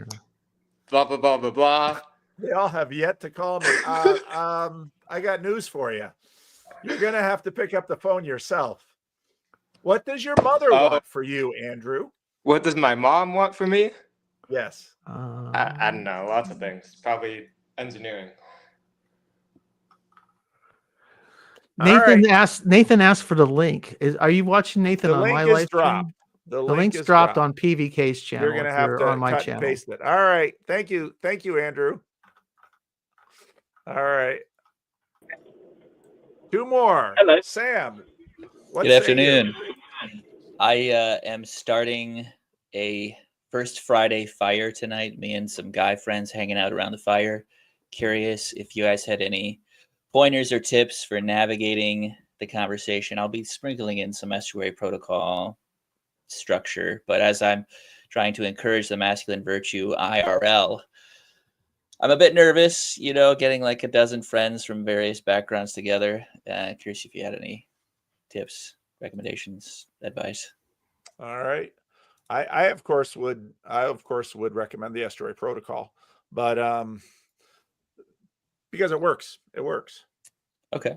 Well, and I'm just glad to hear that you're trying to create a space for men. That is a vanishing part of society that I think we should all be encouraging, not to the exclusion of mixed spaces and spaces for women, but we have lost a lot of spaces for men, and that's a unique thing that I think men need. All right, Nathan, driving on the wrong side of the road, I see. What say you? That's right. Can you hear me okay, by the way? We hear you pretty well. Can you hear me? Yeah, pretty well. So I'm here with my girlfriend, and we were listening, and I was telling her all about how it's women like her that are the demise of Western civilization. I just thought, obviously, like, she's not well, she comes from like a Hindu background more than anything, but you might be, if you wanted to get feedback from a woman who has listened to some of this conversation, you might be able to do so. I've kind of involuntarily trapped her in the stream. It sounds What a wonderful. man. I'd like to hear it. I'd like to hear it. Fully listening to the conversation. I don't think he has like any particular feedback. I just thought that if you wanted to get that, you possibly can. Absolutely, Okay. please. We're all ears. Oh, poor thing. You absolutely were. She was ripping into me. She was ripping into me when I was listening, and now she's live. She's all shy. But. No, I think the bits where they were like, well, there needs to be more good men or something. I was like, yeah. Yeah, she was clapping along at your speech about there needed to be good men. Yeah. Yeah, but I wasn't fully listening, to be fair. Is there any... Well, have her tell us what a good man is. Yeah. Oh my gosh. I don't know. I think just someone who's kind, loyal, ambitious. It depends on kind of what you're looking for, I guess. But yeah, I think Nathan's a good man. Oh, thank you. Oh, that's very sweet. You're destroying his reputation around here. I like it. I like to see a happy Nathan. That's good. All right. It's the most All I've right. seen him smile. He's with his girlfriend. That's Now we see him. No, you should Lovely. see me most of the time around her. She was hitting me at the start. I was. We can I'll address make it. that. Don't make me No fall hitting. No hitting. No. No hitting. All right. Don't Sam expose me. E., what say you? I mean, you joke, but I mean, Nathan's joy in his relationship, I mean, that's probably about the best thing I've seen for promoting marriage in this, togetherness in this live stream today. And yeah, I've been thinking about a conversation Louise Perry had with Lyman Stone this week, who he's a professional demographer, and he's studied a lot of these things. And one of the things that stuck out to me was that he had said that, and it strikes me as true, that people still want to get married at basically the same rate as they did maybe 30 years ago. And I don't know what's happened in the culture exactly, but I do agree that there's something that happened maybe about a decade ago where the default kind of switched from the path of least resistance to being married or being at least partnered to not. And I don't know why that happened and what exactly we can do to get out of it. I mean, there's lots of theories, but I suppose the question I have is, I know at least, actually 3 of the people here are fathers now. And I mean, what, if you were to give your children maybe 1 or 2 pieces of practical advice, I mean, about if they came to you and said, hey, I want to be married or I want to be in a relationship, but I'm having a hard time, what would you tell them? Don't be afraid. I really mean that in a big way, because one of the things that struck me in Luke's stream, this last one, was how much fear was being expressed, anxiety and fear around, and I only heard a little bit of it, so I may not be being fair, but to what I heard being expressed by several participants was fear and anxiety around a lot of things, but part of it was the world and your children and relationships and so on and so forth. Don't be afraid. Yes, you will be afraid. There are good reasons to be afraid, but In spite of your fear. in spite of your fear, act with courage, act boldly, make mistakes, make them big. Odds are you're not going to die from them. You will recover.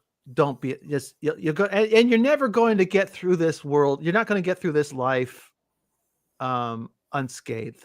So just accept that as part of it and be bold. Did the 3 of you have good marriage role models growing up, in your opinion? Or? Pretty good. Yeah. That's another super interesting thing about the three of us, because I mean, my parents, I think very much enjoyed their marriage, and they continued to have a good marriage all the way throughout. And it was funny, when my father died, my mother almost immediately said to me, "And I'm not getting remarried." I'm like, "I didn't ask you if you were." Um, but she was very clear, because she had seen a lot of widows. I've known some widows that just can't live without a man. And my mother basically said, I had a wonderful husband and I loved him and I was happy to take care of him in his senior years, but I'm not going to do that for another old man. So no, I think my parents' marriage wasn't perfect, but I can't. My parents also weren't verbal fighters, so I can't ever remember a verbal argument between them. I'm sure they got mad at each other, but I think they were probably more the silent, simmering types and then make up. So in terms of my parents' marriage, I don't remember a single unkind word ever said by either of them to the other, which is an astounding thing to say. Paul, could you highlight Neil's comment there? Because Mark said the first half of one of my absolute favorite quotes, but the second half is "Be bold, and mighty forces will come to your aid." And that's attributed to Goethe, by the way. But it's a wonderful, inspiring quote. I'm looking for it. It's just there it is. Yeah. Not bald. Thanks, Neil. Jeez. Of course, Kale knows that one. He knew it was good too. Yeah. Although there's some controversies actually if it was. Either of you, because it is very interesting, because it's I think, again, this is where the admonition to be a good man is really important, because I mean, to the degree that it's in your power, have a good marriage. But the difficult thing about marriage is it is not solely in your power. It takes two to create a good marriage. And that's part of the question when things are not going well. Should I stay or should I go? That's why I don't understand the logic of trying to find somebody. What was the thing that got me triggered in Connecticut that you said? I stand by it, by the way. You stand by yours. I stand by mine. Go ahead and say it again, though, so I get it right. Is that I would not marry a woman that I could not amicably divorce. Right. Which, of course, it's a bit of a koan, right? It would hopefully ameliorate the need for divorce. That's kind of the point. But that emotional regulation that Rod had said, that is super important, because here's the thing. We want marriage to be something that will improve me. And usually when we think about self-improvement, we think about voluntary opportunities. But a lot of our self-improvement comes from involuntary resistance. And, you're going to find that in a marriage, because the person you're married to, you're going to, once the rose-colored glasses sort of comes off from the early years of marriage and you begin to actually see the other person more clearly, and then your list of ways that you want to change them grows, and you realize that there's changing another person. It's often a fool's errand. Yes. I want Michael to be able to talk, but just to address some of the comments here, reacting to that. Of course, it's designed to be gently provocative. The point that is not an argument for divorce. As a matter of fact, I would argue it's an argument against divorce. The point is, if you're considering marrying a woman and then you imagine what it would be like if, God forbid, you ever had to leave that relationship, and you can predict reliably that it would be a holy terror, well, maybe not, right? Like, in other words, that's the point. The point is watching so many men go through these just terrible, terrible situations with family courts and everything. I made a decision to myself, like, that's going to be one of my criteria, basically. Yeah. All right. Michael, what say you? So Thank you for dressing for the occasion, by the way. Dallas Orthodox Arts Festival. You're going to be hanging out with Richard and Jonathan, all those things. So I hope I see some of you folks in Dallas. Maybe you're here, maybe you're not. Parents are still together. I was only child, and there's a really strong Christian commitment on their end of divorce isn't an option. Divorce isn't an option. We figure it out. We talk it out. You just stay together. You stick together. But I'm also here to pay homage to Fat Thor, and there a couple of things come to mind. And I've recently remarried, and there's a lot of things at play. First, there's signals, as far as I can tell. It's like, are you dependable? Are you dangerous but not dangerous to me? Can you play but not need to win all the time? Right? Do you have the play dynamics down? Do you show competency? Are you steady? I mean, in my experience, I've had a lot of relationships, especially in my atheist secular days. I'm just running through, relationships. And so I got a lot of experience out of that, but it's soul sucking. And there's something really to be said for early on serious commitment, stay through, because each one of those little relationships really does tear at your heart and break you into pieces. And there's so much healing that has to happen afterwards. I'm going through that. I'm very much so going through that. And, that's really coming up in our new marriage together. I'm going, oh, wow, I can see all the damage that was done to me over the years. And so God bless her for her patience and kindness to me and on moving through that. But there's, don't even depend, from my perspective, it's been really important that I don't depend on my own instinctual convictions and really rely on the convictions of the church and the binding together. And here's a community that recognizes us and helps bind us together. So here we are as an ecclesia participating as the bride. And what does the bridegroom do? He's extremely competent. He's always faithful. The bridegroom's always faithful. And we hopefully we are not a fickle bride. And so there's a faithfulness, that comes from both directions in order to keep that binding together as we participate in that image. But look, seriously, long story short, a lot of the practical self-help Petersonian things, it's like, if those masculine traits are not the fruit of what's happening within your growth, especially within the church or spiritual development or whatever, if that's not manifesting in a way that signals the mimetics of a capable, dependable husband, because what's she doing? She's like, are you going to be a safe and good father?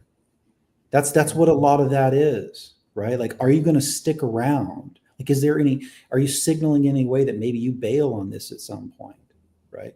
So you have to be like, no. Like, am I willing to commit myself to someone that even if they try to leave me, even if the bride is fickle, like, I'm in for life. I'll wait for you. We'll figure it out. Like, are you that committed to effectively, taking on the realization that even if you had to live a celibate monastic life while you're waiting for your partner to come back, would you be willing to take that on, that level of commitment? And if you can't take that on seriously as becoming the bridegroom, it's like, put your eyes on the highest until you can get there, because if it's not that serious of a dedication, then you're missing the mark. All right. Any comments on Michael's piece of feedback? That sounds beautiful, Michael, and congratulations. But you are describing, if that's the world that we have to live in, there'll be even fewer marriages. It's beautiful, but extremely rare. And so, as I was saying earlier, as a sort of social technology, marriage is really for everybody else, right? That maybe couldn't bring that level of intentionality and conviction, commitment, etc., to a marriage. Most of its history, it served as a kind of institution that bound everybody else together, that just didn't have that level of spirituality and commitment and intentionality and everything else. So as beautiful as it is, if that's the standard, we'll have even fewer marriages. I think what he described, though, what Michael described, Rod, could work, or maybe it is working within a church setting where you are being supported by a group of men. Yes. Yeah.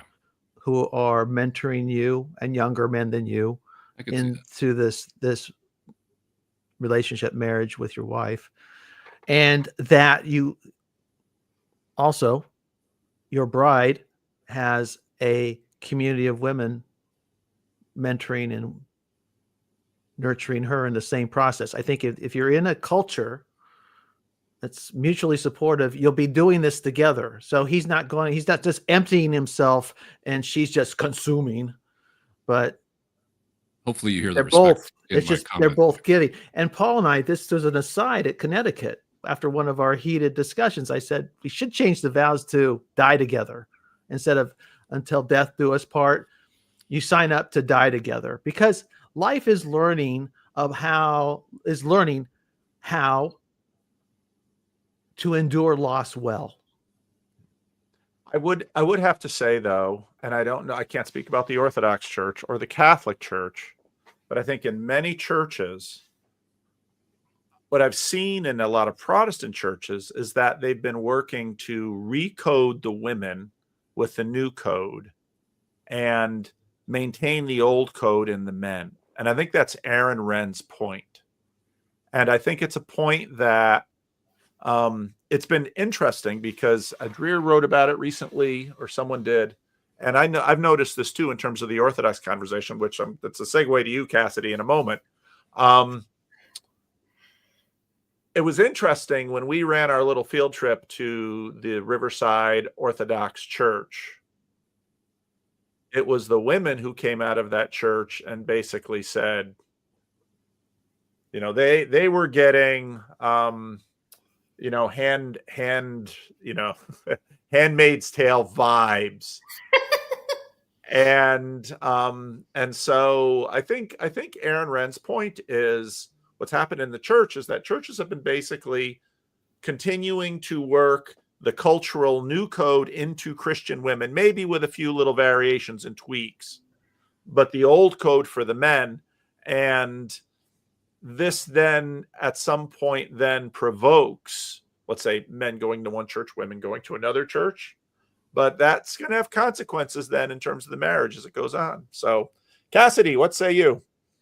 Well, it's a perfect segue to what I wanted to say, which is I didn't get to listen to the whole conversation, but I heard a little bit of the end and sort of that the last comment Mark made about tradition. I just wanted to make a counterpoint in the recognition of, I grew up in a church that had the most modern, didn't care about tradition participation. And not that I didn't learn anything good about marriage from that, but since I have moved into a more traditional perspective, I've realized that there is all these things in the tradition that's been preserved, even if I don't fully understand it. And I think it's helping me get into contact with an older code that has actually helped me have a healthier participation with marriage, relationships, children. And I just don't think that can be discounted. And I think Paul's comment rings very true to me. And so I would just say, I think as modern people, it's really easy to go, what does it matter? The tradition doesn't matter. And I understand that instinct. I'm lived most of my life with that instinct, but just having experienced how that tradition changed and shapes me into, and my husband, into having a healthier relationship with the idea of marriage and children is really valuable. So I just wouldn't discount it so fast. What do you mean by tradition? That's because I don't think I'm advocating a non-traditional position. Well, you just said maybe, help me again, out. and that's probably a larger conversation of what do we mean by tradition. But you just said, some of the clinging to tradition and the looking to tradition, it doesn't really matter. And my point was, even if we don't understand it, there is something preserved in there. And I'm probably not ready to give a full definition of what tradition is. Right. But, right. I just want to say, and hopefully, Michael, you heard the respect in my comment. First of all, I'm thrilled for you and I see the beauty of what you're describing. And both to you and to Cassidy, I'm so glad that you're on the stream to make, a full-throated case for how good it can be. And I think we need to not forget that. And I would also say that it's going to be very interesting. Part of what happens with religions, as the culture changes, you tend to get reassertions of the tradition. Andrew, I keep kicking you out because other people are trying to come in and you're just going to sit in the back. So just leave space for someone else. Otherwise, I'll have to ban you, and I don't want to do that. What happens as society changes with this is that there's always this subtle, there's response and then there's reaction. There's response and then there's reaction. And I don't think I'm going to be offending anyone when I say that in many ways, sort of the new orthodox response that we're seeing is in some ways a fundamentalist response, and that you're looking to reappropriate the old and apply it and try it out.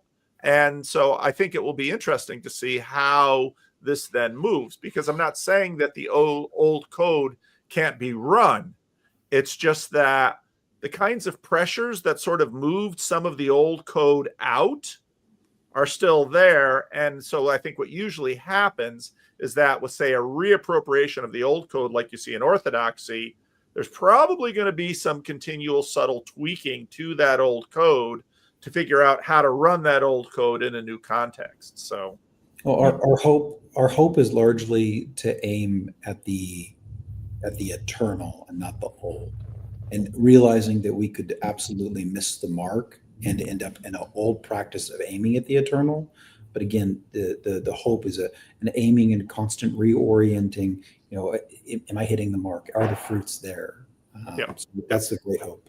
Yeah. And I know Phlebas hears me as a, as someone who's just basically saying, and that's not true. It's just that the old code is going to be cruciform, and people's willingness to participate in that cruciformity, that's going to vary. And so we're going to see that. So Nathan, I don't know, we've got other people that want to get in the room. So if you want to kick me out, feel free. I don't mind. Okay. All right, Paul, first of all, the real question is, are you wearing denim? Am I wearing? Not at the moment. Your volume is low. Yeah, Kale was right. The Denim Wars has legs. That's all I can say. When it was a joke I did on Twitter to rile up Kale 2 years ago, and we can't seem to bury it. But let's just shoot it. It's denim here, Kale. Sorry. Anyway, go ahead, Paul. What say you? I think part of all this comes down to is what is a man and what is a woman, and what does it mean to be in community? We fashion any group of a similar characteristic as a community, whether or not it is actually, a group of people that exist across time, that are concerned with reproducing themselves and their culture and getting resources to do so. That's what it is for me. And if I always come back to this mythological Greek village, where the church was at the center and everyone had a stake in a marriage. It was about the community. It was not about my personal fulfillment, and the raising of these children. Like, if we don't raise up men who can do the work to keep the lights on, metaphorically, if we don't raise up women that can serve that maternal role, then we won't survive. And we don't have those stakes in this current society. A lot of older people, they think, well, I've got a 401k, I've got a paid off house, I've got Social Security. I'm not tied to the success of my children or their children. That's my ability to continue to exist isn't contingent on that. And I see even in the Orthodox Church, I see women raised from the cradle in the Orthodox Church get into their 30s, not married, and they were encouraged to follow the secular path of pursuing their own desires, education, and whatnot. So I don't think that the quote traditional Christianities are immune from this, because we're not living in this village where the material and the spiritual are aligning, because there's no way to break that. We don't have the economic resources to disalign those things. We're living in the situation where everyone coming to my church lives in different parts of the greater metropolitan area. We're choosing where we live based upon how much money we make and what schools we want our kids to go to. And we're not actually a community. We're a lot more influenced by the secular. And what does it take to be respected by the people that are parents of the kids that go to my kids' school? What does it take to be respected in my neighborhood, to the extent that I even care about how people feel about me in suburbia? What does it take to get ahead? So, and that leaves aside the whole thing that we've blown up hierarchy. Ross Douthat had a podcast with Lomez, I saw on YouTube the other day, and they brought up the Longhouse, and it's this idea that we've shifted from the vertical masculine, you have to prove your worth, you can be combative, to it's a very female, it's not even a hierarchy, it's this flat structure. It's crabs in a bucket, it's nagging, and it's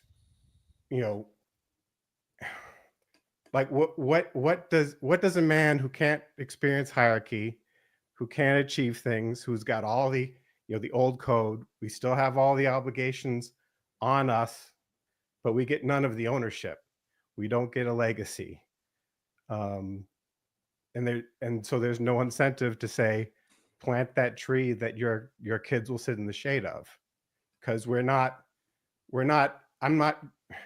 love to buy land and say this is going to be my generational household going forward, and the son that inherits this each generation is going to take care of this and serve the rest of the family. I'm a long way from being able to do that, and all of the forces in the world are more or less against me being able to achieve that. Yeah.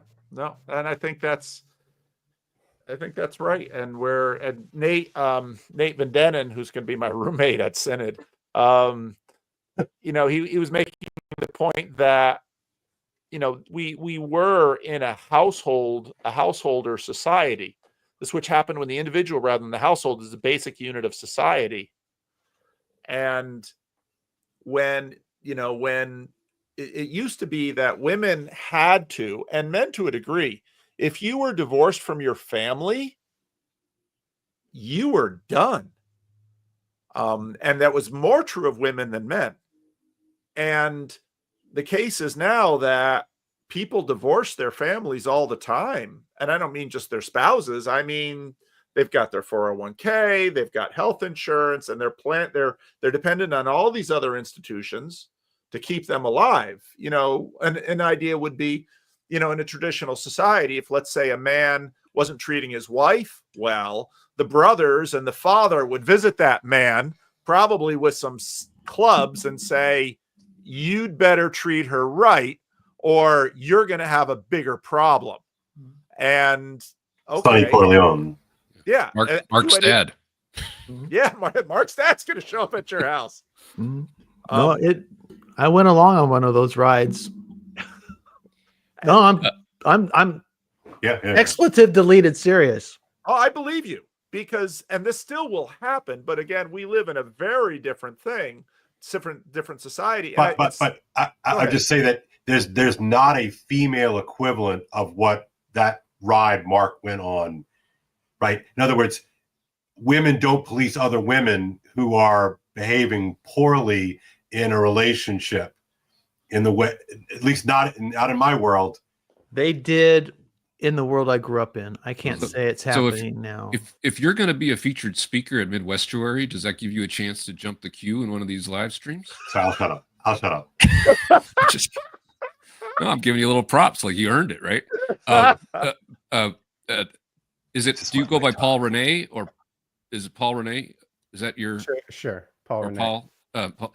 I don't know you or your situation, but I just wanted to respond to what you're saying. I hope you don't feel discouraged because you laid it out very well, right? And I've made a lot of the same points. And in the marriage crisis conversation, I was laying out a lot of those same kind of concerns. But I'm hoping that doesn't leave you dispirited, because it may be harder, but there's still many, many ways to make your mark in this world. And my the point I was making earlier, maybe now more than ever, that's going to become really important. That you don't lose hope and that you find ways to do it. It may be more difficult, but it will shine much more brightly and it'll be far more valuable. Well, I will say that I generally am dispirited. And sure, I mean, it's not like I can't do anything. And I would say I'm among the higher agency few. But all that being said, it's like I've done pretty well for myself, though I've had a very hard year. I got fired from a high-paying job a year ago, and I haven't made that income back, and I'm living paycheck to paycheck. And I certainly recognize that I don't necessarily deserve the level of income I had before. But there's plenty of men who are, in their 20s, sitting on a couch, Cheeto dust all over them, playing video games, is sort of apocryphal situation, because without talent and agency and without seeing any path forward, it's very hard to make those steps. And not to be too disagreeable, but I mean, you're right. Well, and in a sense, my comment is exactly to try to contend with the implications of what you're saying, because you're exactly right. We're seeing people, deserving or not, get handed opportunities, and men not getting those opportunities. And I don't want to bring in the whole manosphere hypergamy nonsense, even to the extent that I believe all that stuff. But it's, if you want functioning men, they have to have an ownership in the society. And we've more or less disenfranchised all men. A lot of them. Society. And, vast majority. And so most are going to give up. And I saw someone comment on the YouTube doomerism or doomer or something about me, and sure, there's quite a lot of that in me. But it's, if we can't get to a place where there's male ownership and hierarchy, then things are going to continue to speed towards collapse. Egalitarianism is a problem, and we can't. And I'm tempted to rant about Protestantism, because Protestantism and the Enlightenment were definitely handmaidens of egalitarianism. I don't know that we could have really avoided this, because this has more to do with our techne getting to the point where we're so wealthy that we can divest ourselves of social obligations.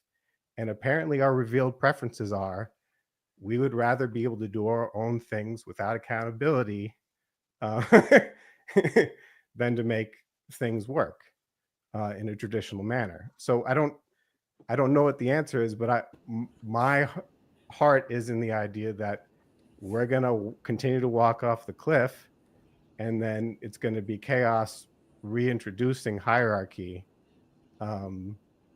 because we're not willing to tie our hands and take the proper roles that would make things work.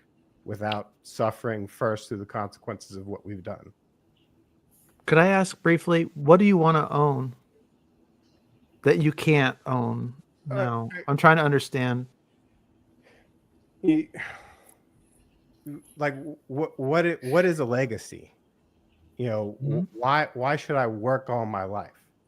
You know, what do I get out of that? What piece of this world can I call mine? You know, are these my sons who are following in my footsteps and my grandsons who are following in my footsteps? Or are these just like, you know, people I was involved in creating, but they have absolutely nothing to do with me, and they're shipped off to a state school and they're indoctrinated to serve in this capitalist mess that we've put together, and it's all about GDP and line go up. You go to church, right? Did you say that?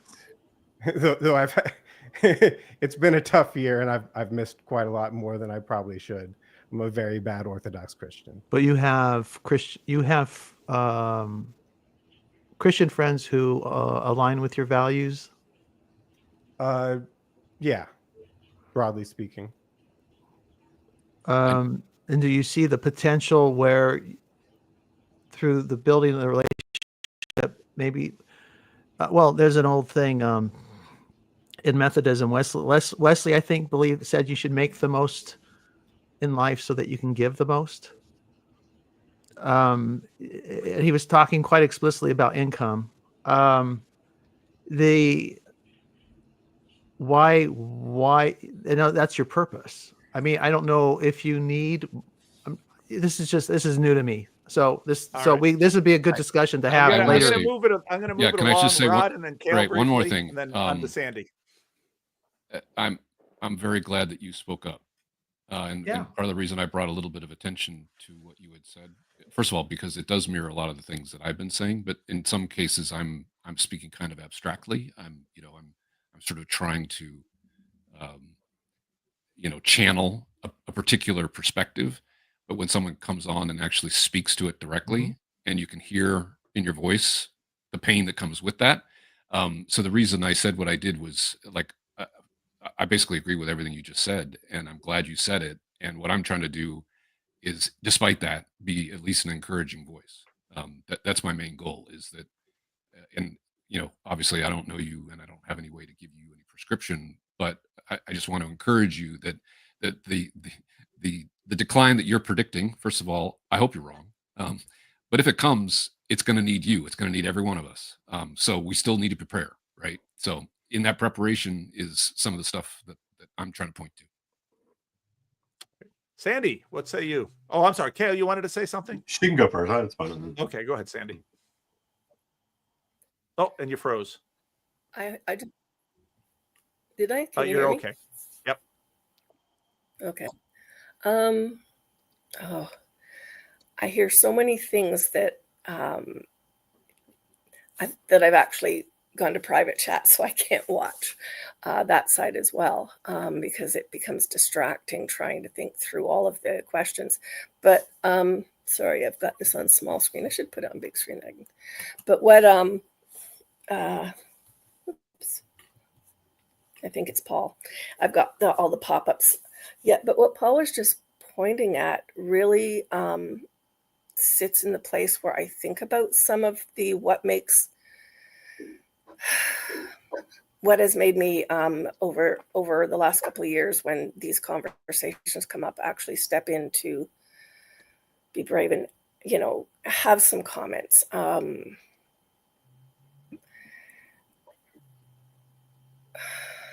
What you said, Paul, about the children, that's just brutally honest. That like, what is your purpose? What is your place? Are these your children?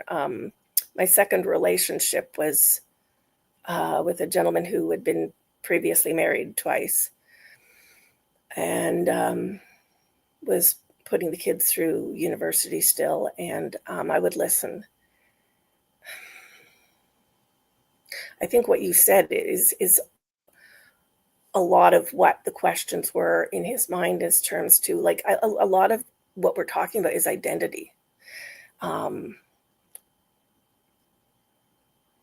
how we find our identity and how we create our identity, and then how we walk it out with other people, whether that's in a marriage relationship or, you know, like our family or whatever.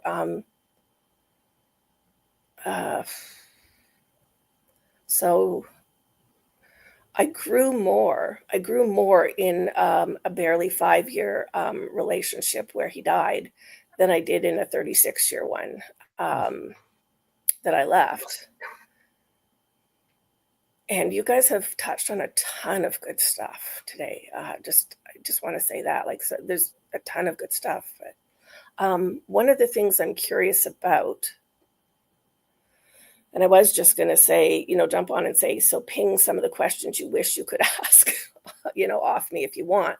But I'll ask one of the questions kind of that I wonder about, like, when you talk about hierarchy, when I first showed up in this little corner, I freaked out every time Paul brought this male-female thing up, because I still had an awful lot of background that really wasn't able to process without the emotions going into overdrive.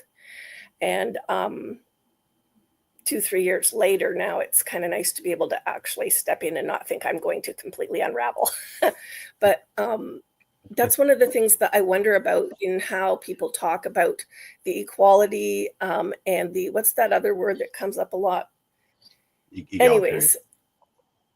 Oh, egalitarianism and complementarianism.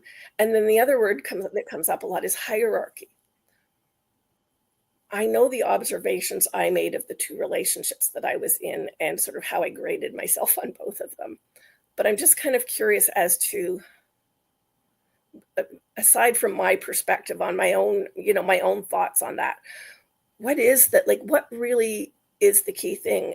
And I guess that's why I'm pointing at kind of what Paul said really hits closest to being something super personal, in terms of, if I could lay out the design, these are the things that I'm afraid aren't working, and these are the things I want to have work.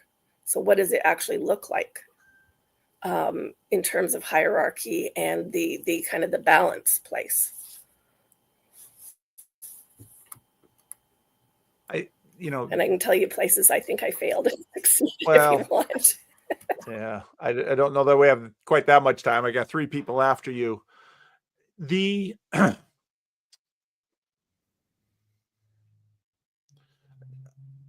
There's obviously one person, I won't mention her name, at the Connecticut estuary, she and I just had a one-on-one conversation at a point where she said, you really have to understand that the way men organize themselves is with hierarchies. And women get really nervous about that because of the long history between men and women and how women have suffered. And so women tend to organize themselves in equalities. And when they see one woman rise, another woman pulls her down, because they want to sort of team up together to stand against brutal men. And it was a super interesting observation, and she said it so well. I haven't done justice to it, but so much of what we're dealing with is sort of these natural ways. And of course, I've heard in the Christian Reformed Church, because we've had now decades of battle over men and women and their roles in the church, you know, it became sort of cultural dogma to talk about equality in a certain way. But with many of the women, if I press them and say, well, by equality, you don't mean the same. No, we don't mean the same. Oh, okay. Well, tell me exactly on what reference point we're equal.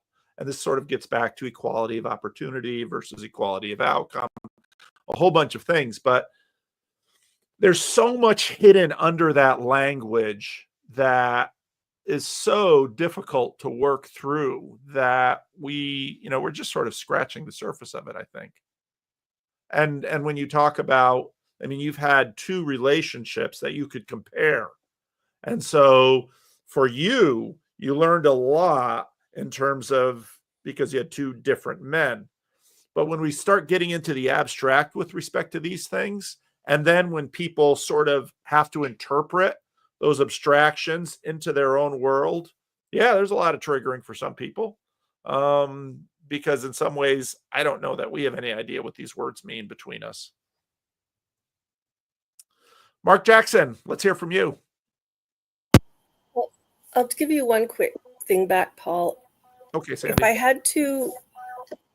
I had to pull an image out, one of the things I noticed was with my second relationship that he would often make reference to himself in relation to the negative takeaways from the marriage situations that he had been in previously. Mm-hmm. And one of the things that, and I don't know if it comes down to personality or because I do have some girls, young women I talk to, sort of 30s and under, about relationships. But one of the things I really loved was that sense of, it's not so much, no, let me just say this. If you pictured two ping pong balls kind of like in a sea of something, it's the matter of, it's not that it's an actual sense of equality in terms of something static, but there was this way in which if I listened really well to the places he felt that I should put him down as well, or that I should acknowledge the negatives. And I didn't do that, but instead I pointed out what I was hearing that I thought actually meant he was already assessing himself and doing a really good job of it. And besides which I would see this or that. You could kind of watch the, it's like the little thing in the measuring, that carpenters use, that little thing that goes up and down and kind of tells you which end's up or not. Yeah, that's more how I see it, is that sense of it's an opportunity to sort of hold my space in that evening out that will benefit both of us by allowing him to come up when he's down. Yeah. If that makes any sense. Yeah. And I'll pop right, off Mark, so other people can chat and pop in. Okay, thanks, Sandy. I'm gonna close this at the top of the hour. So, Mark Jackson, can't hear you. You have to unmute something. Still can't hear you, Mark. Aren't we supposed to say corn right now? The emoji only if you write it out. I know, and I just Grim so doesn't like it. I'm I not as fast with the emojis exactly as those younger folks. Is there a way to do emojis in StreamYard? No, yeah, not in StreamYard itself. No. All right, Mark, did you figure out your sound? Apparently not. We're going to let Kale go until you figure out your sound. Go ahead, Kale. So I kind of wanted to pick up where Paul was talking about. I really appreciate what he brings to the table here, because I think that in part it might be a generational thing here, but I wonder if we, and I'm sort of stuck between the generations here as the resident Gen Xer, or one of the resident Gen Xers, is the precariousness of the situation if you are below my age is real. And I think the older guys tend to underestimate or under index. I think that's the smart person way to say this. Under index how difficult it is to actually just scrape together a living. It's a lot harder, especially if you don't have a house, especially if you don't have some sort of support, financial support system. It's a real bear. But to sort of the spiritual elements of this, right? The spiritual elements of gender, I think that the woman on TikTok, I believe her name is Paige Connell. I think she goes by I am a Paige Turner. That is way more representative of the world for people below my age than it is for people above the line. And her vision, Paul, I think, properly invokes the Longhouse meme, and I will die on the hill that is a meme that needs to be continually reinserted into the conversation, because that, the sort of the crypto feminism that is diffuse throughout, up and down the world in which we live in, is an underrated scourge on this question of how we're going to sort of get along and how we're going to make a living. And so I think it's just way more precarious than I think we appreciate. And while I agree with Rod, I think the lane is wide open for a young, honest, agentic, good man. I think it's a lot harder to be that than we afford. Anyway, that's all I'll say. I look at my children and, with getting my children sort of up into things, I look at just what, if my wife and I had divorced, we would have never had the money to, like my youngest son, he's living with us, and to a certain degree, we're carrying him, and he just had an internship in the Bay Area. That might mean another car. And so my wife and I, we just pour assets into these kids. And I often think when we're doing that, if they didn't have us, it would just be a lot harder. No, it's true. All right, Mark, you got your cigarette out. Did you get your sound figured out? Oh. No, you don't. You don't. Oh. Mark, I don't know what's going on. It's not like you never come on. All right, Neil, you're next. I want to give some advice to young men and women, both men and women that are coming up right now. So I'm a Christian first, but within that Christian frame, I'm a pragmatist. We have a strong wisdom tradition within Christianity. There's a reason to have wisdom. One thing that's not abundantly clear to young men. So if you're in undergraduate right now, the male-female sex ratio is something like 60-40. And so when I was going to school, and that was something I was completely unaware of, it was only like 47-53, something when I was going to school, but already the deck was stacked in the guy's favor in college. And what that results in is you have it's very much a Pareto distribution of success with women. I'll just put it that way. And so you have one set of expectations in college. Let's say you're moderately successful with women in college, and then you go into the career space and you're at the bottom of the totem pole suddenly. And so there's this like crazy expectation in college, and then you come down to nothing. But it's this topsy-turvy thing where there's no need to compromise in college. And of course, everyone's just having fun and it's a good time. And then you go into the career space. And then also your values change inevitably as you get older. And you're not told that. I mean, maybe we are told that our values change, but like our values do change as we get older. And we don't actually understand the circumstances for the way they are. And I would say, I want to echo something Rod said earlier, is like, my best advice to young men is practice virtue, stay moral as best you can, and focus on becoming a better man in all respects, like gain actual skills, like fix stuff, build stuff, do things. And that's going to pay for itself over time. The other thing I'm going to recommend, and this is in the vein of Peterson, but I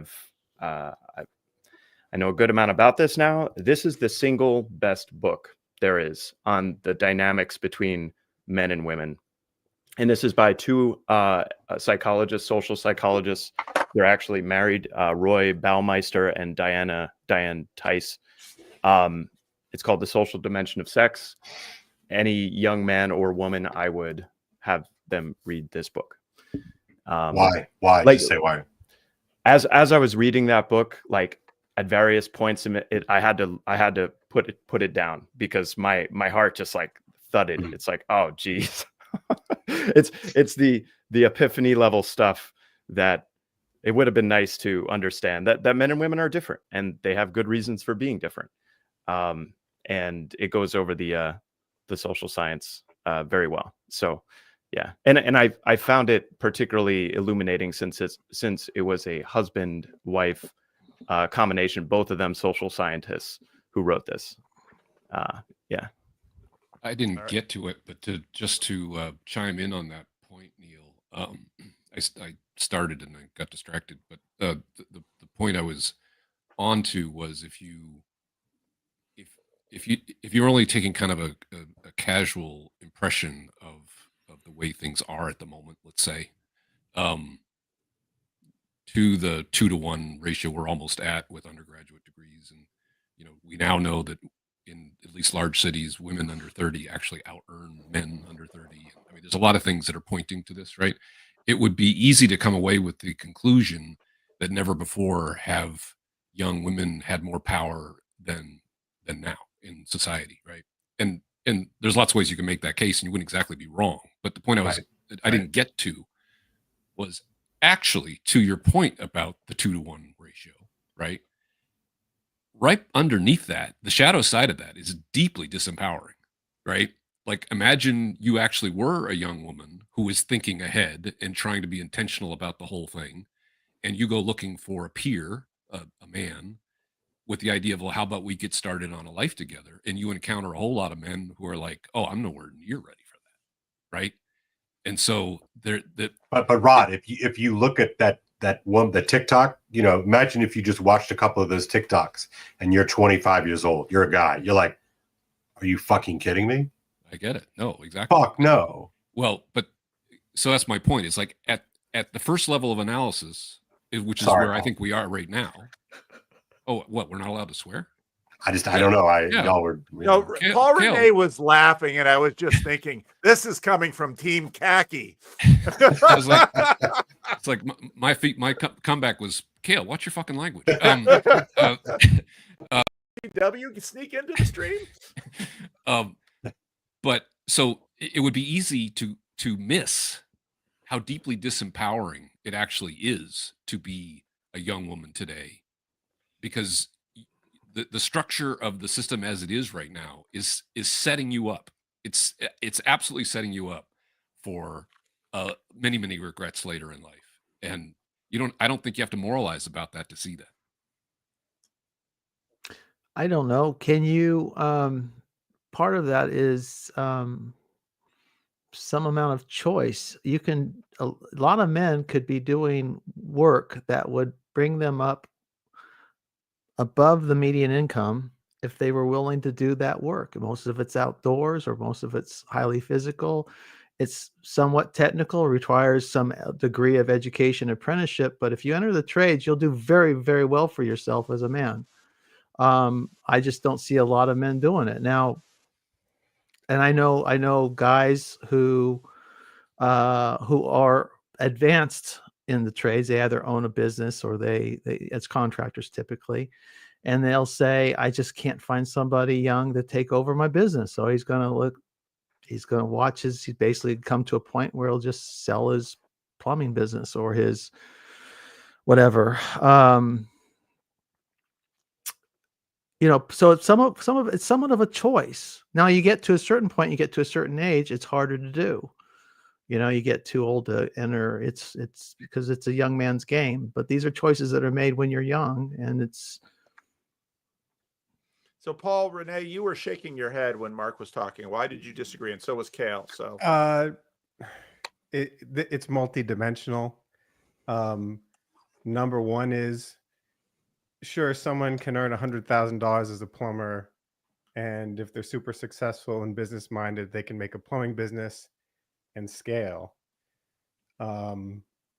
But women look down on blue collar work. A plumber making $100,000 is not the same man as a lawyer making $100,000. Those aren't the same kind of men. That is not a woman you want. She would look down on someone who actually does an honest day's work. I've never seen a guy. Go to a shop. You're not wrong. Most of those guys aren't. He's right about. I get it. There's a class of women about status and all that. Yeah. But they're not without women. These guys are not. But it's a beautiful filter. But Paul's married. He's not. This is not his. Not an argument. Actually, I'm married, but the surprise. But you got to look at the whole gestalt of society here. Ever since the end of World War II, we are trying to push more and more people through university. All high schools have become, at least on the surface, college prep institutions. De facto, yes. Women are better at doing school from kindergarten through a master's degree than men. Amen. That's why there's more of them. women see status in terms of academic achievement and white collar jobs. If you want, you're not going to be able to attract the best women as a The best women define. Oh my gosh! Now we're really going down a rabbit hole. Define best women. Like It's real, man. In terms of like attractiveness and social background, those who come from a middle class background and are the most attractive are not going to be interested in blue collar workers. But consider that a high pass filter. I mean, that is an ideal way to filter someone out for character, Well, right? Sure, but I Paul, I got to head out here soon. Do you mind if I give a couple thoughts and bounce? Go ahead. Okay, go ahead, Michael. It strikes me that we're deeply in Genesis territory here, and maybe this is more homage to Fat Thor. But like, I remember I went to my dad's, kind of Protestant-y Baptist men's Bible group a few years ago. So we're in there, and one of the things that they're talking about in this men's group is like, here's these statistics about if men are in the church, right? If husbands or fathers are in the church, the statistics on will their families end up coming with them really high. So it's really important that you stay in the church. I found that to be relevant and good and interesting and true.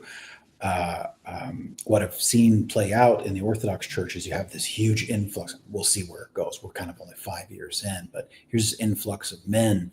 A lot of them, maybe, they're coming from other traditions and they land in the Orthodox Church, and even their family maybe feels betrayed. Why are you there instead of our community? But over time, and for some of these guys, it's longer than that. It's not just a recent converts. You got folks that takes 10 years of dedication and a softening of the heart and showing the way that they've grown or developed or what have you, in order to go, okay, maybe we can bring the family in here. The wife comes along. But again, on the kind of Petersonian stuff here, okay, so you've got a spirit of adventure. Here's this problem. Abraham's in Ur. Here's this decadent society or something, to Paul's point. Here's the problems of Ur. And so you have to branch out and do something else, sort of a voluntary poverty and like scary situation that you're running into. Okay, and what kind of legacy and inheritance is Abraham dealing with? Well, there is the physical seed, but more importantly, right, is the seed of the heart and the inheritance of that. You think about these Coptic Christians, right? They were under an oppressive regime. There wasn't an opportunity for material gain. And how are you a man of value and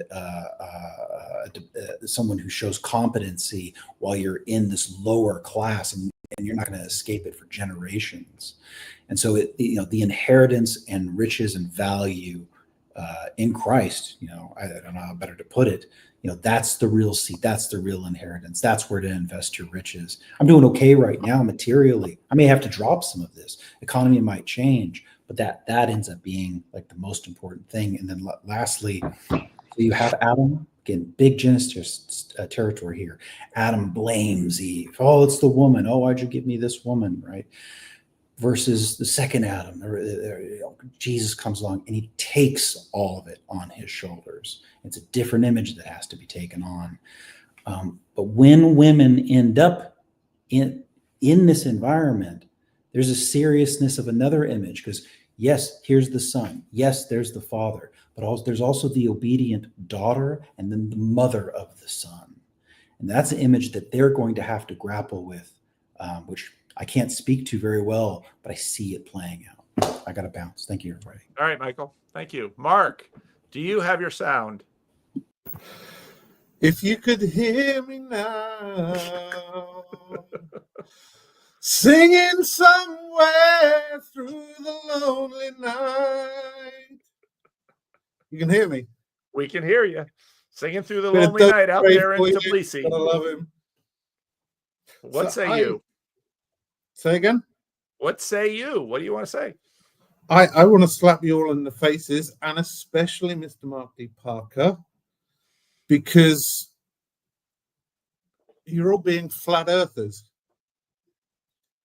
And what I mean by that is materialist, there's only one dimension. 90% of a marriage is woo.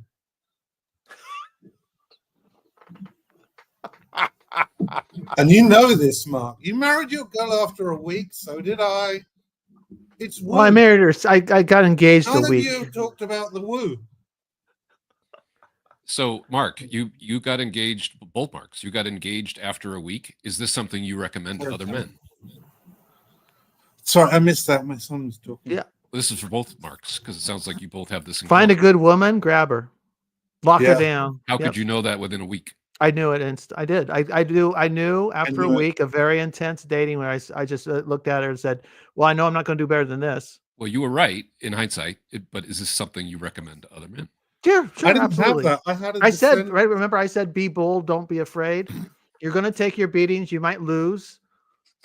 Yeah, I absolutely advocate being bold. If you find that pearl of great price, do it. Act. Don't had something dawdle. descend Good upon God, me. sit or It's stand. like, Don't wobble. You're gonna die. Many have died on that hill. And die with this woman. Be a okay. I'm not be a arguing with that. effing man.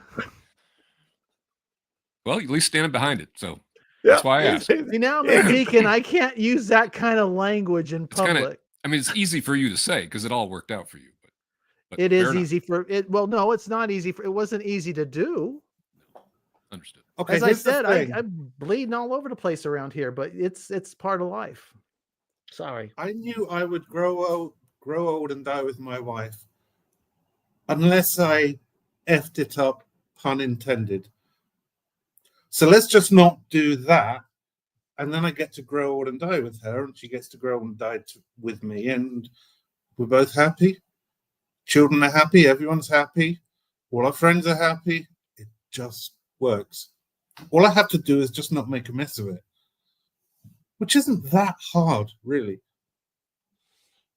Sounds like you got a good one, Mark. Congratulations. He's got a beautiful family. All right, Isaac, what say you? What's up? Oh my goodness.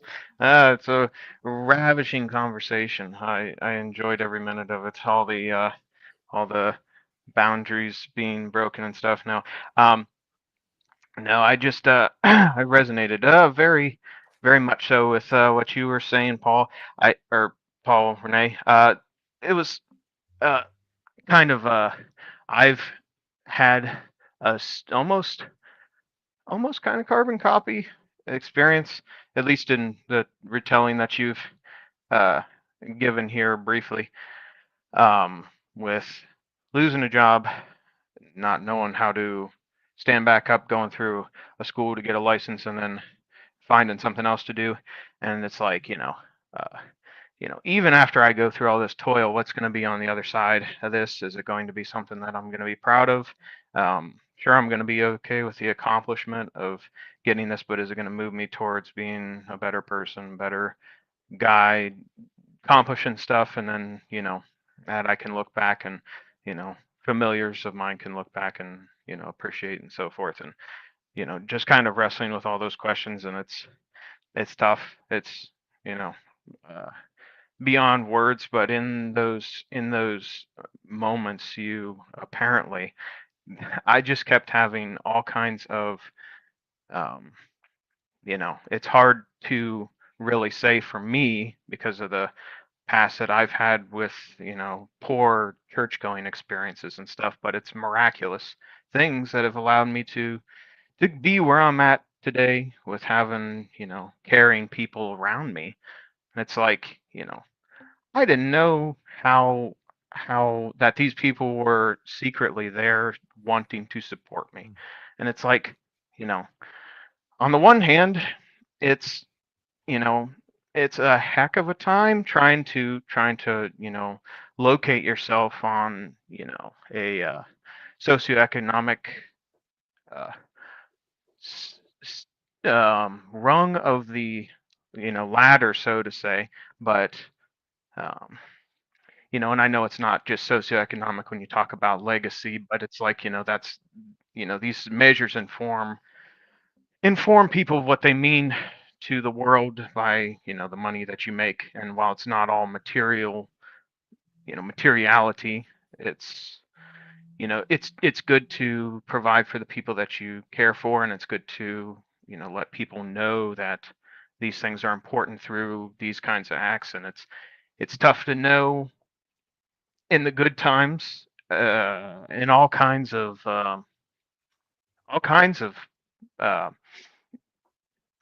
of like truly incredible things that can come out of these trying times where you're learning a new skill and stuff like that. I mean, that's kind of the overwhelming thing is like, I've had this experience of getting a commercial license and stuff, and it's something that was a complete and utter change from career wise, and it's like it teaches you that you're more than just the simple kind of conclusion that you might draw about yourself when you're forced to kind of stop and turn and pivot and start going another direction. And in that you can learn a whole lot about yourself. And the negotiation that the conversation was about marriage and stuff, but the qualifications that getting men to qualify for a good relationship with a woman, and to produce a legacy and produce off their progeny through time.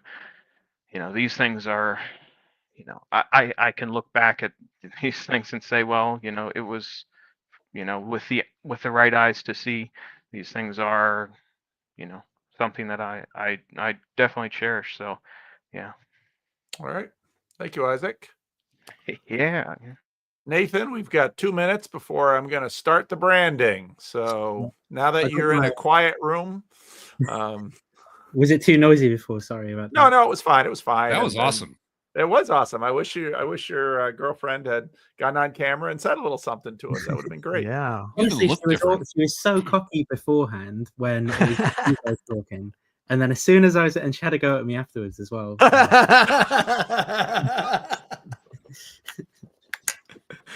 Not surprised. I love it. But I've got my iodine just arrived for because it's all kicking off between India and Pakistan, so we've got to be ready for Oh nuclear no, war. I've been paying attention to that. On my radio. My You're dynamo. prepping. Is this the first product placement on one of Paul's streams? I think so. Are you in Cambridge, England, or Cambridge, Mississippi?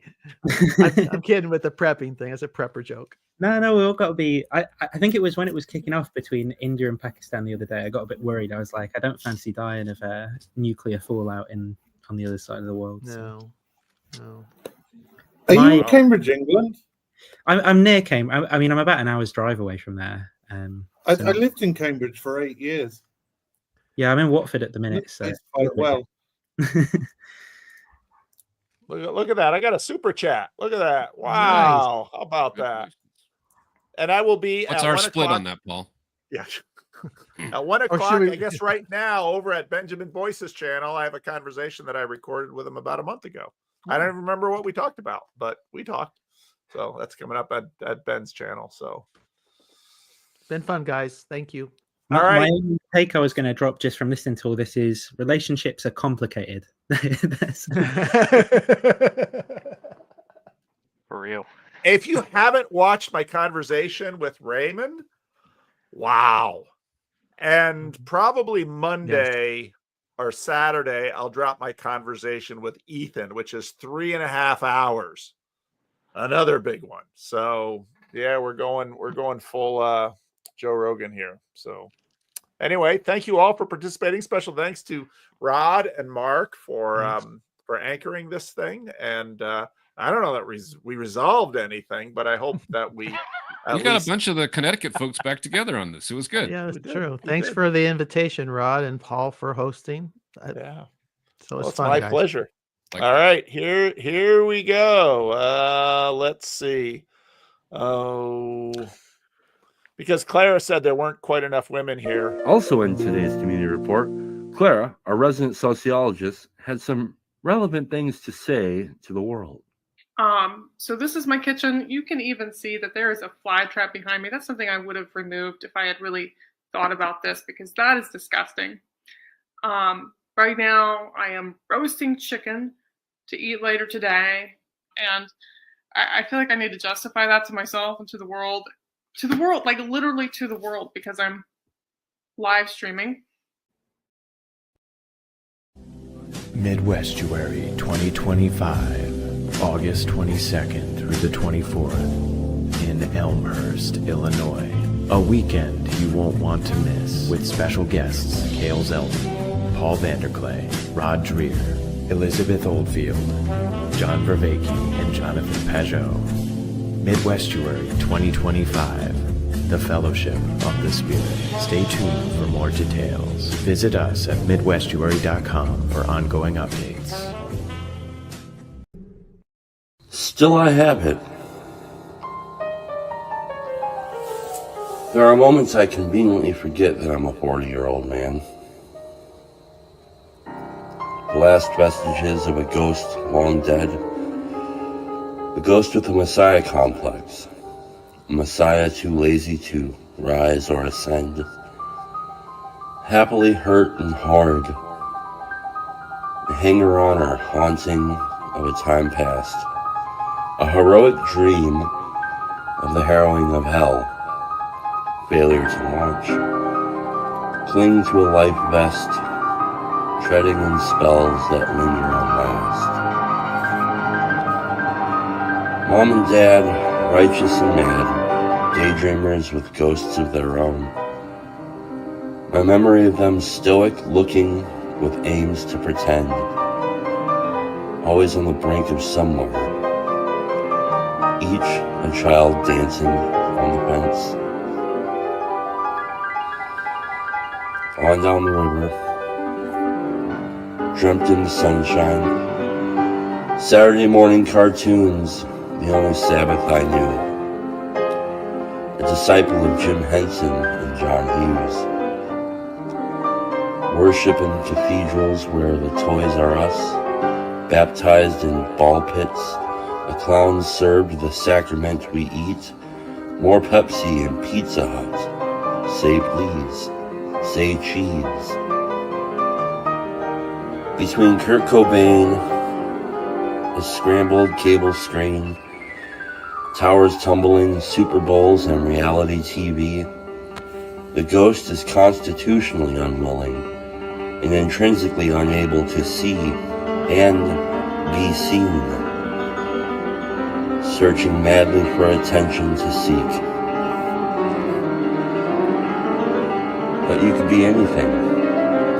Never say never. If you've got nothing nice to say, don't say nothing, ever. Don't talk to strangers. See what I say. Just do it. You don't listen very well, do you? You don't do very well, do you? You're not looking too good, are you? Keep up. Appearances aren't what they seem. Will you ever grow up? You look like you're stuck. I think you took too much. Echoes the ghost within the host, who prays the dead bury their dead and stay buried in a fading dream.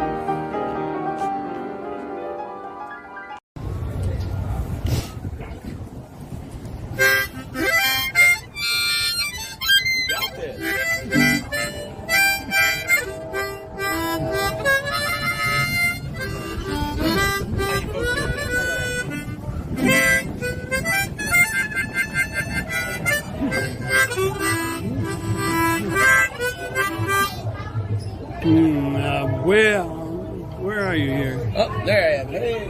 Where are you? Where? Got me? Oh boy.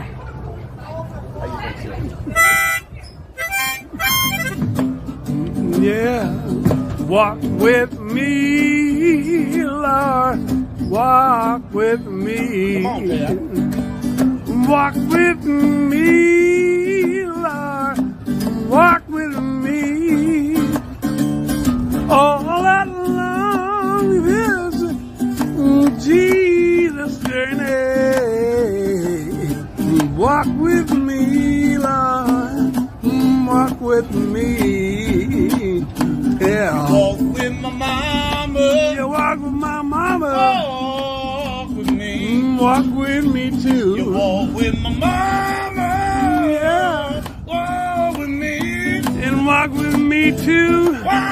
Oh, yeah. Jesus journey. Want Jesus. Walk with me. Hold my hand, Lord. Hold my hand. Hold my hand, Lord. Hold my hand. All along this Jesus journey. Hold my hand, Lord, and hold my hand. Walk with me. You walk with Moses. Walk with me. Walk with me. You walk with Moses. Walk with me. Walk with me. While I'm home. Yeah. Jesus journey. I want Jesus. I want Jesus to walk with me.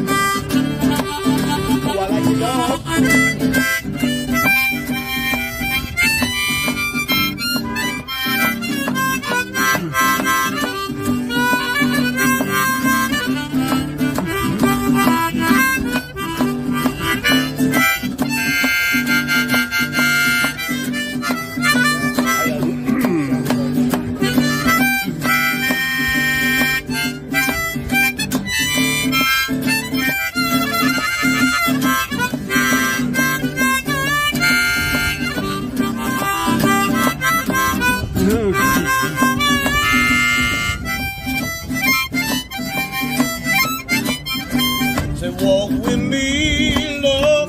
How y'all doing? Walk with me. Walk with me, Lord. Walk with me. Walk with me. I'm on my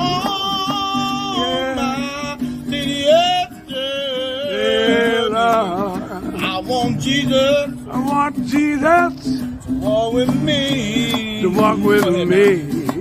Walk with David, a little shepherd boy. Yeah, you made him a great king. I know David shouted for joy. He walked with David, and he's a little shepherd boy. You made him a great king. And David shouted for joy. That's right. Oh, yeah. So walk with me, Lord. Walk with me. Walk with me, Lord. Walk with me. All along this Jesus journey. Walk with me, Lord. Walk with me. You gotta walk with me, Lord. Yeah! That was rocking great, brother. Oh, yeah.